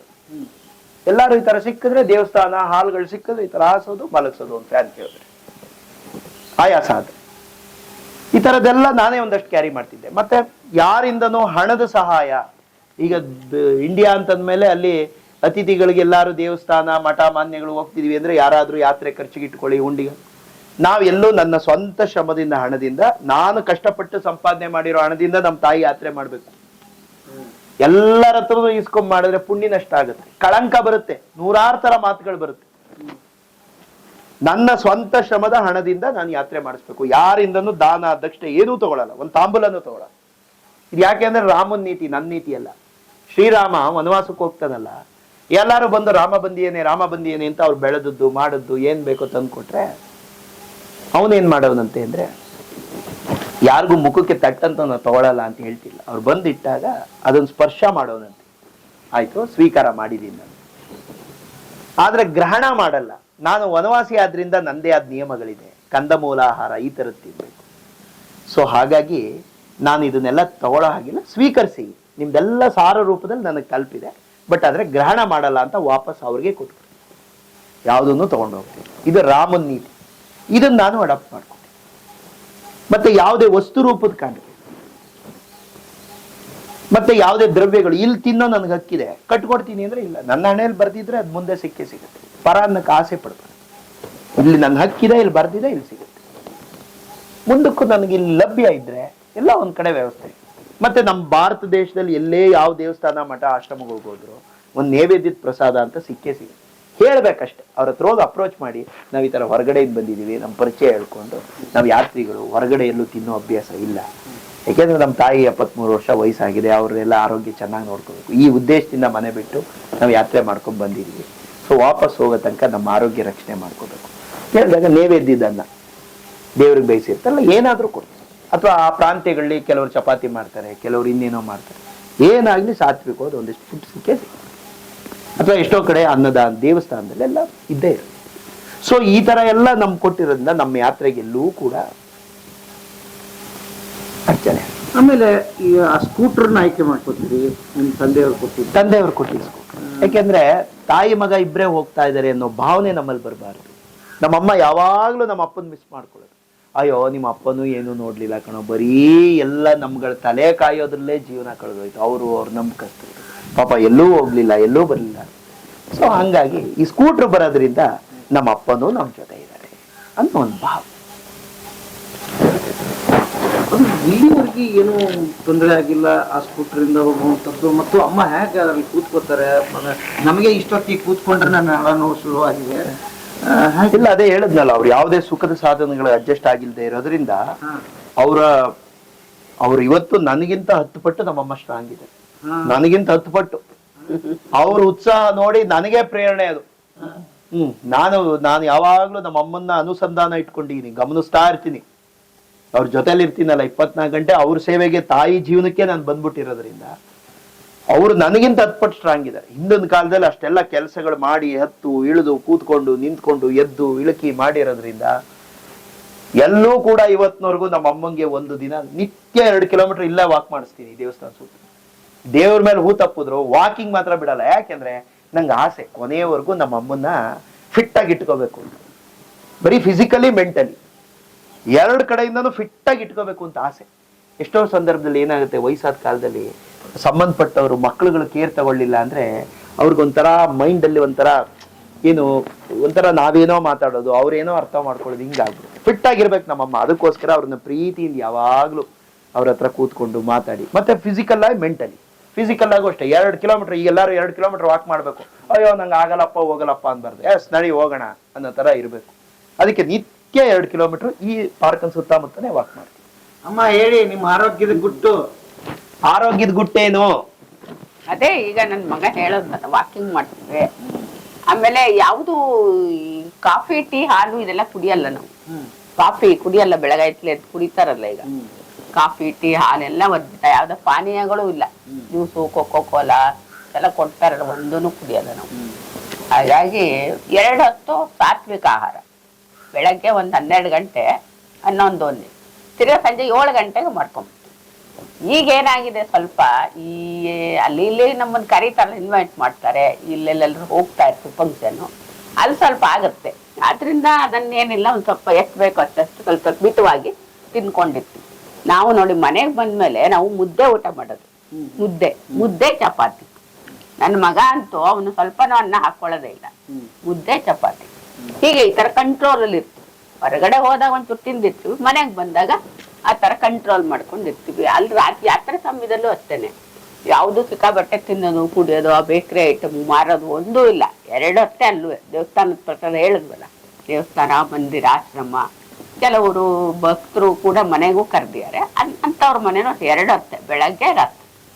ಈ ತರ ಇದರಿಂದ ನಮ್ಗೆ ಹೊಟ್ಟೆ ಕೆಟ್ಟಿಲ್ಲ, ಎಲ್ಲೂ ಹೊಟ್ಟೆ ಕೆಡಿಸ್ಕೊಂಡಿಲ್ಲ ನಾವು. ಹೊಟ್ಟೆ ಕೆಟ್ಟೋದ್ರೆ ಅದೇ ಏನ್ ನೋಡೋದು, ಏನು ನೋಡೋಕ್ಕಾಗಲ್ಲ. ನಾವು ಅದೇ ಮಾಡ್ಕೊಂಡು ಕೂತಿರ್ಬೇಕಾಗತ್ತೆ. ಪಾಪ ನಮ್ಗೆ ಆಶ್ರಯ ಕೊಟ್ಟಿದ್ದವ್ರಿಗೂ ತೊಂದ್ರೆ ಅಲ್ವಾ, ನಮ್ ಬಗ್ಗೆ ಅವ್ರ ತಲೆ ಕೆಡ್ಸ್ಕೊಂಡ್ ಬಂದಿದ್ದಾರೆ ಅಂತ ಎಲ್ಲ ಸುಮ್ಮನೆ ರೇಟ್ಗೆ ಕೆಲಸ. ಹಾಗಾಗಿ ನಮ್ಮ ಆರೋಗ್ಯನ ನಾವೇ ಹದವಾಗಿ ಇಟ್ಕೊಂಡಿದ್ವಿ. ನನ್ನ ಆರೋಗ್ಯದ ಬಗ್ಗೆ ಅಂತ ತುಂಬಾ ಕಾಳಜಿ, ತುಂಬಾ ಕೇರ್. ಈಗ ಹೇಳದ್ನಲ್ಲ, ನಾನೇನು ತಪ್ಪಿದ್ರು ನೋಡ್ತಾನೆ. ನೀರಿನ ವಿಷಯದಲ್ಲೂ ಅಷ್ಟೇ, ಯಾವ ನೀರು ಕುಡಿದು ಬಿಡೋದು ಮಾಡೋದು ಅದೆಲ್ಲ ತುಂಬಾ ಗಮನ. ಅವನಂತೂ ನಾನು ಒಂದ್ ಸ್ವಲ್ಪ ಹಾಗೆ ಇದ್ರು ಒಂಚೂರು ಈ ಬಾಟ್ಲ ನೀರು ಇದು ಕುಡಿತೀರಿ ಬಿಸ್ಲರಿಬೇಕಾರೆ, ಅವನ್ ನೋಡಿ ಅದೆಲ್ಲ ಕುಡಿಯಲ್ಲ. ಆ ಟ್ಯಾಪ್ ವಾಟರ್, ಬೋರ್ವೆಲ್ದು ಇದೆ, ನೀರಿಲ್ಲ ಅಂದ್ರೆ ಅವತ್ತೆಲ್ಲ ಹಾಗೆ ಇರ್ತಾನೆ. ನೀರ್ ಸರಿ ಇಲ್ಲ ಅಂದ್ರೆ ಅವ್ನು ಕುಡಿಯೋದೇ ಇಲ್ಲ, ನೀರ್ನು ಹಾಗೆಲ್ಲ ಕುಡಿಯಲ್ಲ. ನೀರಿನ ಬಗ್ಗೆ ನನಗೂ ಹಾಗೆ ಮಾಡ್ತಾನೆ. ಆದ್ರೆ ಇದ್ದದ್ರಲ್ಲಿ ಸ್ವಲ್ಪ ಕಂಡೀಷನ್ ನೀರಿನ ವಿಷಯದಲ್ಲ ಅವ್ನು ನನ್ಗಿಂತ. ಈಗ ಸ್ಕೂಟ್ರಲ್ಲಿ ಅಷ್ಟೊತ್ತು ಕೂತ್ಕೋತಿರಲ್ಲ, ಏನು ಆಗಲ್ವಾ? ಸ್ಕೂಟ್ರಲ್ಲಿ ಅಷ್ಟೊತ್ತು ಕೂತ್ಕೋತಿರಲ್ಲ, ಏನು ಆಗಲ್ವಾ? ಇಲ್ಲ ಏನೂ ಆಗಿಲ್ಲ. ಈಗ ನೋಡಿದ್ರ ನಾನು ಬಂದದ್ನಲ್ಲ ಇಲ್ಲಿಂದ, ಆ ಸ್ಟೆಪ್ನಿ ಇದೆ ನೋಡಿ, ಸ್ಟೆಪ್ನಿ ಅದ್ನಂಗ್ ವರ್ಕೊಂಡ್ಬಿಡ್ತೀನಿ. ಈ ತರ ವರ್ಕೊಂಡು ಕುತ್ಕೊಳ್ಳೋದ್ರಿಂದ ಈ ಬೆಂಡೆ ಸಪೋರ್ಟ್ ಆಗುತ್ತೆ. ಅದು ನಿಮ್ಗೆ ಅದಿಲ್ಲ ಅಂದಿದ್ರೆ ಕಷ್ಟ ಆಗೋದು ಕೂತ್ಕೊಳ್ಳಕ್ಕೆ. ಈ ಬೇರೆ ಗಾಡಿ ಈಗ ಓಡಿಸ್ತಾರೆ ನೋಡಿ, ಅದ್ರಲ್ಲಿ ಅದಿಲ್ಲ. ಆಗ ಅಲ್ಲಿ ಏನು ವರ್ಕೊಳಕ್ಕೆ ಜಾಗ ಇಲ್ಲ, ಸುಮ್ನೆ ಅದಿನ್ ಚೂರು ಈಗ ಇಟ್ಕೋಬೇಕು. ಇಟ್ಲಾಗ ತಿರುಗಿದ್ರು ಏನು ಸಪೋರ್ಟ್ ಇಲ್ಲ ಈ ಕಡೆ ಇಲ್ಲ ನೋಡಿ. ನಮ್ ಗಾಡಿಲಿ ಬಜಾಜ್ ಅಲ್ಲಿ ಅದಿದೆ. ಹಾಗೆ ವರ್ಕೊಂಡ್ಬಿಡೋದ್ರಿಂದ ನಂಗೆ ಏನು ಒಂಚೂರು ನೋವು ಬರಲ್ಲ, ವರ್ಕೊಂಡ್ಬಿಡ್ತೀನಿ, ಆರಾಮಾಗಿ ಕೂತ್ಕೊಳ್ತೀನಿ. ಈಗ ಇಷ್ಟೆಲ್ಲ ಅದೇ ಈಗ ಹೇಳುದು, ಸುಖದ ಸಾಧನಕ್ಕೆ ಯಾವ್ದು ಶರೀರ ಒಗ್ಗಿಸ್ಕೊಂಡಿಲ್ಲ ಮೊದ್ಲಿದ್ದಾನು. ಇವಾಗೇನೋ ಒಂದ್ ಚುಚ್ಚು ಬಂದಿದೆ ಮಿಕ್ಸಿ, ಅದು ಆದ್ರೂ ನಾವ್ ಈಗ್ಲೂ ಸುಖದ ಸಾಧನೆಗೆ ಅಂಟ್ಕೊಂಡೇ ಕೂತಿಲ್ಲ. ಮಿಕ್ಸಿ ಏನೋ ಬೇಕು ಒಂದ್ ಸ್ವಲ್ಪ ರುಬ್ಕೊಳಕ್ಕೆ ಅಷ್ಟೇ. ಒರಳು ಇದೆ ಮನೇಲಿ, ಏನೋ ಒಂಚೂರು ಅಷ್ಟೇ. ಹೊತ್ತು ಎಲ್ಲ ಸುಖದ ಸಾಧನ ಅಂತಲ್ಲ, ಆ ತರ ನಾವು ಎಲ್ಲ ಏನೋ ಮಾಡಲ್ಲ. ಎಲ್ಲ ಕೈಲೇ ಬಟ್ಟೆ ಹೋಗ್ಕೊಳ್ಳಿ, ಸುಮ್ಮನೆ ಒಗೆದ್ ಬಿಡ್ತಾನೆ. ಎಲ್ಲ ಕೈಲಿ ಹೋಗ್ಕೊಳ್ಳೋದು, ಒರ್ಸೋದು ಮರ್ತೋದು ಅವನೇ ಮಾಡ್ತಾನೆ. ಎಲ್ಲ ಉಡ್ಸೋದು ಅಷ್ಟೇ ಇದೆ. ಕಷ್ಟದ್ದು ಏನಿದೆ ಮ್ಯಾನ್ಯಲ್ಲೇ ಬರಂತ ಅಂತದೇ ನಮ್ಗೆ ಆಸೆ. ಸುಖವಾಗಿ ಕುತ್ಕೊಂಡು ಮಾಡ್ಬಿಡೋದು ಗ್ಯಾಸ್ ಮಾಮೂಲಿ, ಅದೆಲ್ಲ ಗ್ಯಾಸ್ ಇವಾಗ ಬಂದಿದೆ. ಇವತ್ತೆಲ್ಲ ನಾವು ಇವತ್ತಿನವ್ರಿಗೆ ಸರ್ 83,152 ಕಿಲೋಮೀಟರ್ ಆ ಸ್ಕೂಟ್ರಲ್ಲಿ 5 ವರ್ಷದಿಂದ, ಜನವರಿ 16, 2018ರಿಂದ ಇಲ್ಲಿವರೆಗೆ ಅಷ್ಟು ಓಡಿಸಿ ಎಲ್ಲೆಲ್ಲಿ ಹೋಗಿ ಬಂದಿದ್ದೀವಿ. ಸಮಗ್ರ ಭಾರತದ ಎಲ್ಲ ರಾಜ್ಯಗಳು, ಕನ್ಯಾಕುಮಾರಿಯಿಂದ ಕಾಶ್ಮೀರದವರೆಗೂ, ಈ ಸಮುದ್ರ ತಟದಿಂದ ಹಿಮಾಲಯದವರೆಗೂ, ಎಷ್ಟು ಪುಣ್ಯಗೆ ಎಲ್ಲ ರಾಜ್ಯಗಳು ಒಂದೊಂದು ಬಿಟ್ಟಿಲ್ಲ. ಈ ಕಡೆ ಸೌರಾಷ್ಟ್ರದಿಂದ ಆ ಕಡೆ ಪರಶುರಾಮ್ ಕುಂಡ್ ತನಕ, ಅರುಣಾಚಲ್ ಪ್ರದೇಶ ಲಾಸ್ಟ್ ಅಲ್ಲಿವರೆಗೆ ಸಮಗ್ರ ಭಾರತ. ಅದಲ್ಲದೆ ನೇಪಾಳು, ಭೂತಾನು ಮತ್ತೆ ಮಯನ್ಮಾರ್, ಈ ಎಲ್ಲ 3 ದೇಶಗಳಿಗೂ ಕೂಡ ಅದೇ ಸ್ಕೂಟ್ರಲ್ಲಿ ಹೋಗಿ ಹಿಮಾಲಯನ್ ರೇಂಜ್ ಅಲ್ಲಂತೂ 1-1.5 ವರ್ಷದ ಮೇಲಿದೀವಿ. ಅಲ್ಲಿ ಎಲ್ಲ ಹಿಮಾಲಯನ್ ರೇಂಜ್ ಅಲ್ಲೇ ಎಲ್ಲ ಬದ್ರಿ, ಎಲ್ಲಾ ಕಡೆ ಉತ್ತರ ಕಾಶಿ, ಕರ್ಣಪ್ರಯಾಗ್ ಎಲ್ಲ ಕಡೆಗೂ ಅದೇ ಸ್ಕೂಟ್ರಲ್ಲಿ ಹೋಗಿದೀವಿ. ಕರ್ಣಪ್ರಯಾಗಿಂದ ಬದ್ರಿಗಂತೂ 8 ಕಿಲೋಮೀಟರ್ ಅಲ್ಲಿ ಒಂದೇ ಸ್ಟ್ರೆಚ್ ಅಲ್ಲಿ ಹೋಗಿದೀವಿ ಆ ಸ್ಕೂಟ್ರಲ್ಲಿ. ಆತರ ನೇಪಾಳ ಕಟ್ಮಂಡು, ಪಶುಪತಿನಾಥ್ ಅದಕ್ಕೂ ಹೋಗಿದ್ದು. ಅದಕ್ಕೂ ಸಿಂಧೂಲಿ ರೋಡ್ ಇಂದ, one of the toughest road, Janakpur Dham ಇಂದ ವಯಾ ಸಿಂಧೂಲಿ ರೋಡ್ ಒಂದೇ ದಿನದಲ್ಲಿ ಪ್ರಯಾಣ ಮಾಡಿ ಪಶುಪತಿನಾಥ್ ತಲುಪಿದ್ವಿ. ಕಾಲಮಿತಿ ಏನಿಲ್ಲ ಅದಕ್ಕೆ, ಹಾಗೆ ಹೋಗ್ತಾ ಇರೋದು ಅಷ್ಟೇ. ಯಾಕೆಂದ್ರೆ ಈಗ ನಮ್ಮ ಅಮ್ಮಂಗೆ ಎಲ್ಲ ತೋರಿಸ್ಬೇಕು ಅಂತ ಡಿಸೈಡ್ ಮಾಡಾಗಿದೆ. ನೀವು ಯಾವಾಗ ಯಾವುದೇ ಕೆಲಸ ಮಾಡ್ಬೇಕಾದ್ರೆ ತಲ್ಲೀನರಾಗಿ ಮಾಡ್ಬೇಕು, 100% ಮೈಂಡ್ ಇನ್ ಮಾಡ್ದಾಗ್ಲೇ ಅದ್ರ ಸಂತೃಪ್ತ ಭಾವ ಬರುತ್ತೆ. ಈಗ ನೀವು ಮನೆ ಮೇಲೆ ಆಸೆ ಇಟ್ಕೊಂಡು ಅಲ್ಲಿ ಹೋಗೋದು, 2 ದಿನಕ್ಕೆ ಹೋಗೋದು, ಇಲ್ಲೇನಾಯ್ತು ಅಂತ ಬಂದ್ರೆ 2 ಕಡೆನೂ ಸೋಲ್ತೀವಿ. ಅಲ್ಲೂ ಕಂಪ್ಲೀಟ್ ಆಗಿದ್ದಂಗಲ್ಲ, ಇಲ್ಲೂ ಮನೇಲೂ ಇದ್ದಂಗಲ್ಲ. ನಾವು ಯಾವತ್ತು ಯಾವ ಕೆಲಸನ ನಾವು ಪ್ರೇಮದಿಂದ ಮಾಡ್ತೀವಿ, ಮಾನಸಿಕ ಪ್ರೇಮದಿಂದ ತಲ್ಲೀನರಾಗಿ ಇಷ್ಟಪಟ್ಟು ಮಾಡಿದಾಗ ಕಷ್ಟ ಇರಲ್ಲ. ಕಷ್ಟಪಟ್ಟು ಮಾಡಿದಾಗ ಇವೆಲ್ಲ ಆಗತ್ತೆ, ಆಯಾಸ, ಸುಸ್ತು, ಬಳಲಿಕೆ.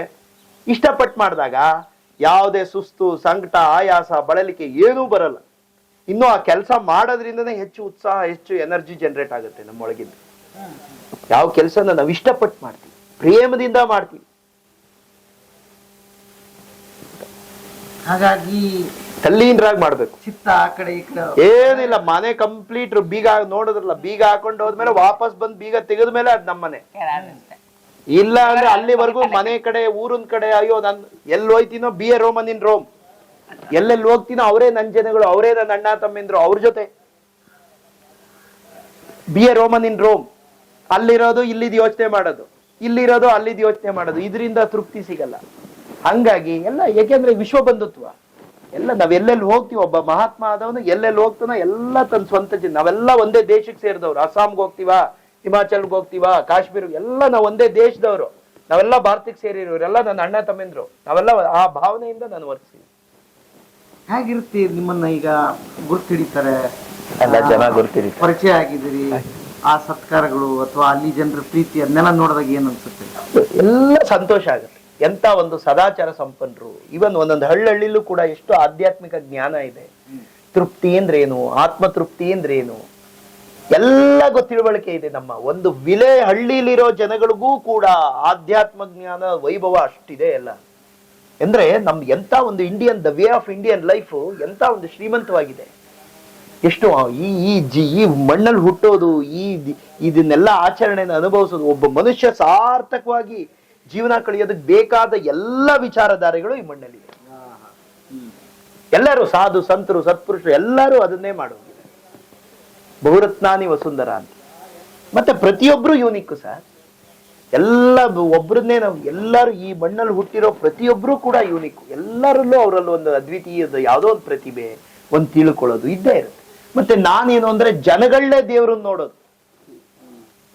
ಈಗ ದೇವರಲ್ಲಿದ್ದಾನೆ, ಯದ್ಭಾವಂ ತದ್ಭವತಿ. ಆದ್ರೆ ಮನುಷ್ಯರ ಒಳಗಡೆ ಇರೋ ದೇವ್ರನ್ನ, ಈ ದೇವ್ರನ್ನ ಬಿಟ್ಬಿಟ್ಟು ಇನ್ನೆಲ್ಲೇ ದೇವ್ರನ್ನ ಹುಡುಕೊಂಡೋದ್ರು ಸಿಗಲ್ಲ. ನಮ್ಮ ಅಕ್ಕಪಕ್ಕ ಇರೋರು, ನಮ್ಮ ಜನಗಳು, ಅವರಲ್ಲಿ ಪ್ರೀತಿ ವಿಶ್ವಾಸ.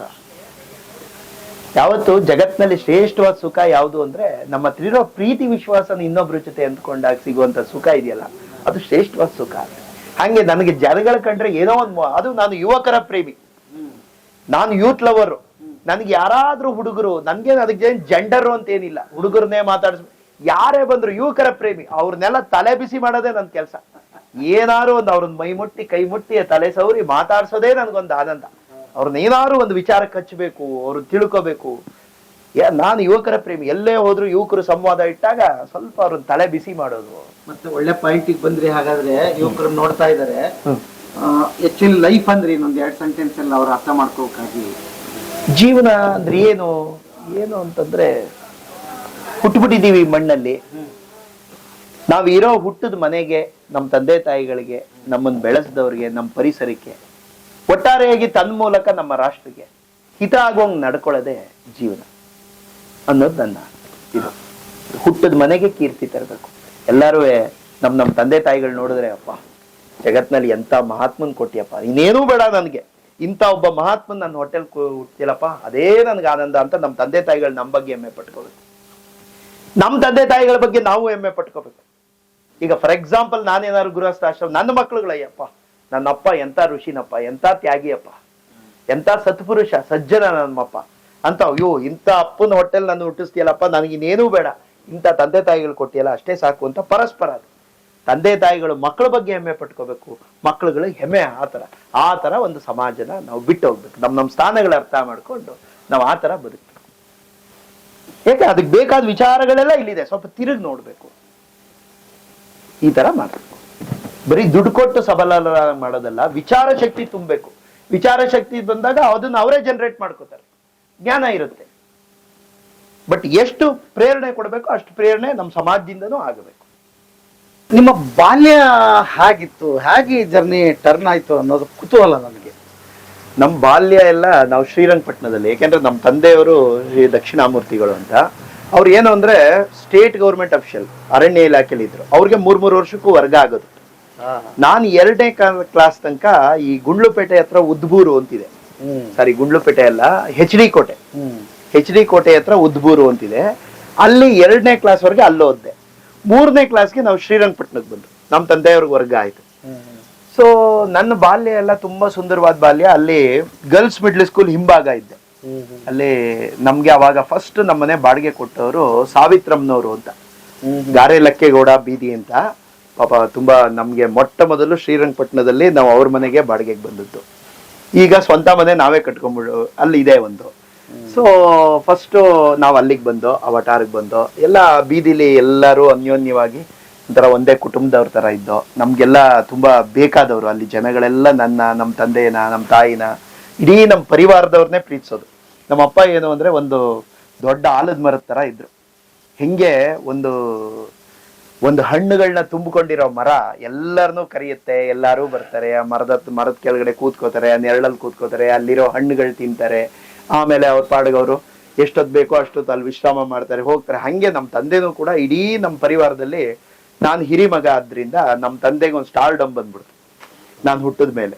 ಸೊ ಹಾಗಾಗಿ ಎಲ್ಲಾರು ನಮ್ಮ ಮನೆಗೆ ಬರೋರು ಹೋಗೋರು. ಮತ್ತೆ ಆತರ ಜಾಯಿಂಟ್ ಫ್ಯಾಮಿಲಿ ಇದ್ದದ್ರಿಂದ ಎಲ್ಲರಿಂದನೂ, ಯಾಕೆಂದ್ರೆ ತುಂಬು ಕುಟುಂಬದಲ್ಲಿದ್ದಾಗ ಕಲಿಯೋಕ್ ಅವಕಾಶ ಇರುತ್ತೆ. ನಮ್ಮ ಅಜ್ಜಿ ತಾತ ಎಲ್ಲ ನಮ್ ಜೊತೆನೆ ಇದ್ದಿದ್ರಿಂದ ಅವರಿಂದನೂ, ನಮ್ಮ ಅಜ್ಜಿ ಅಂತೂ ನನ್ ಕಂಡ್ರೆ ಪಾಪ ತುಂಬಾ ಪ್ರೀತಿ. ನಮ್ಮ ಅಜ್ಜಿ ತಾತ ಇಬ್ರಿಗೂ ಅಷ್ಟೇನೆ. ನಾನ್ ಮರಿಮಲ್ಲಪ್ಪ ಸ್ಕೂಲಿಂದ ಬಸ್ಸಲ್ಲಿ ಬರ್ಬೇಕಾದ್ರೆ ನಮ್ ತಾತ ನಾ ಬರೋ ತನಕನೂ ಮನೆಗೆ ಹೋಗ್ತಿರ್ಲಿಲ್ಲ. ಆ ಕಾರ್ನರ್ಲಿ ಕೂತಿರೋರು, ನಾನ್ ದಮಯಂತಿ ಬರೋಡ ಅವ್ರ ಮನೆ ಟರ್ನ್ ಆಗ್ಬಿಟ್ರೆ ನಮ್ ಮನೆ ಸಿಗೋದು.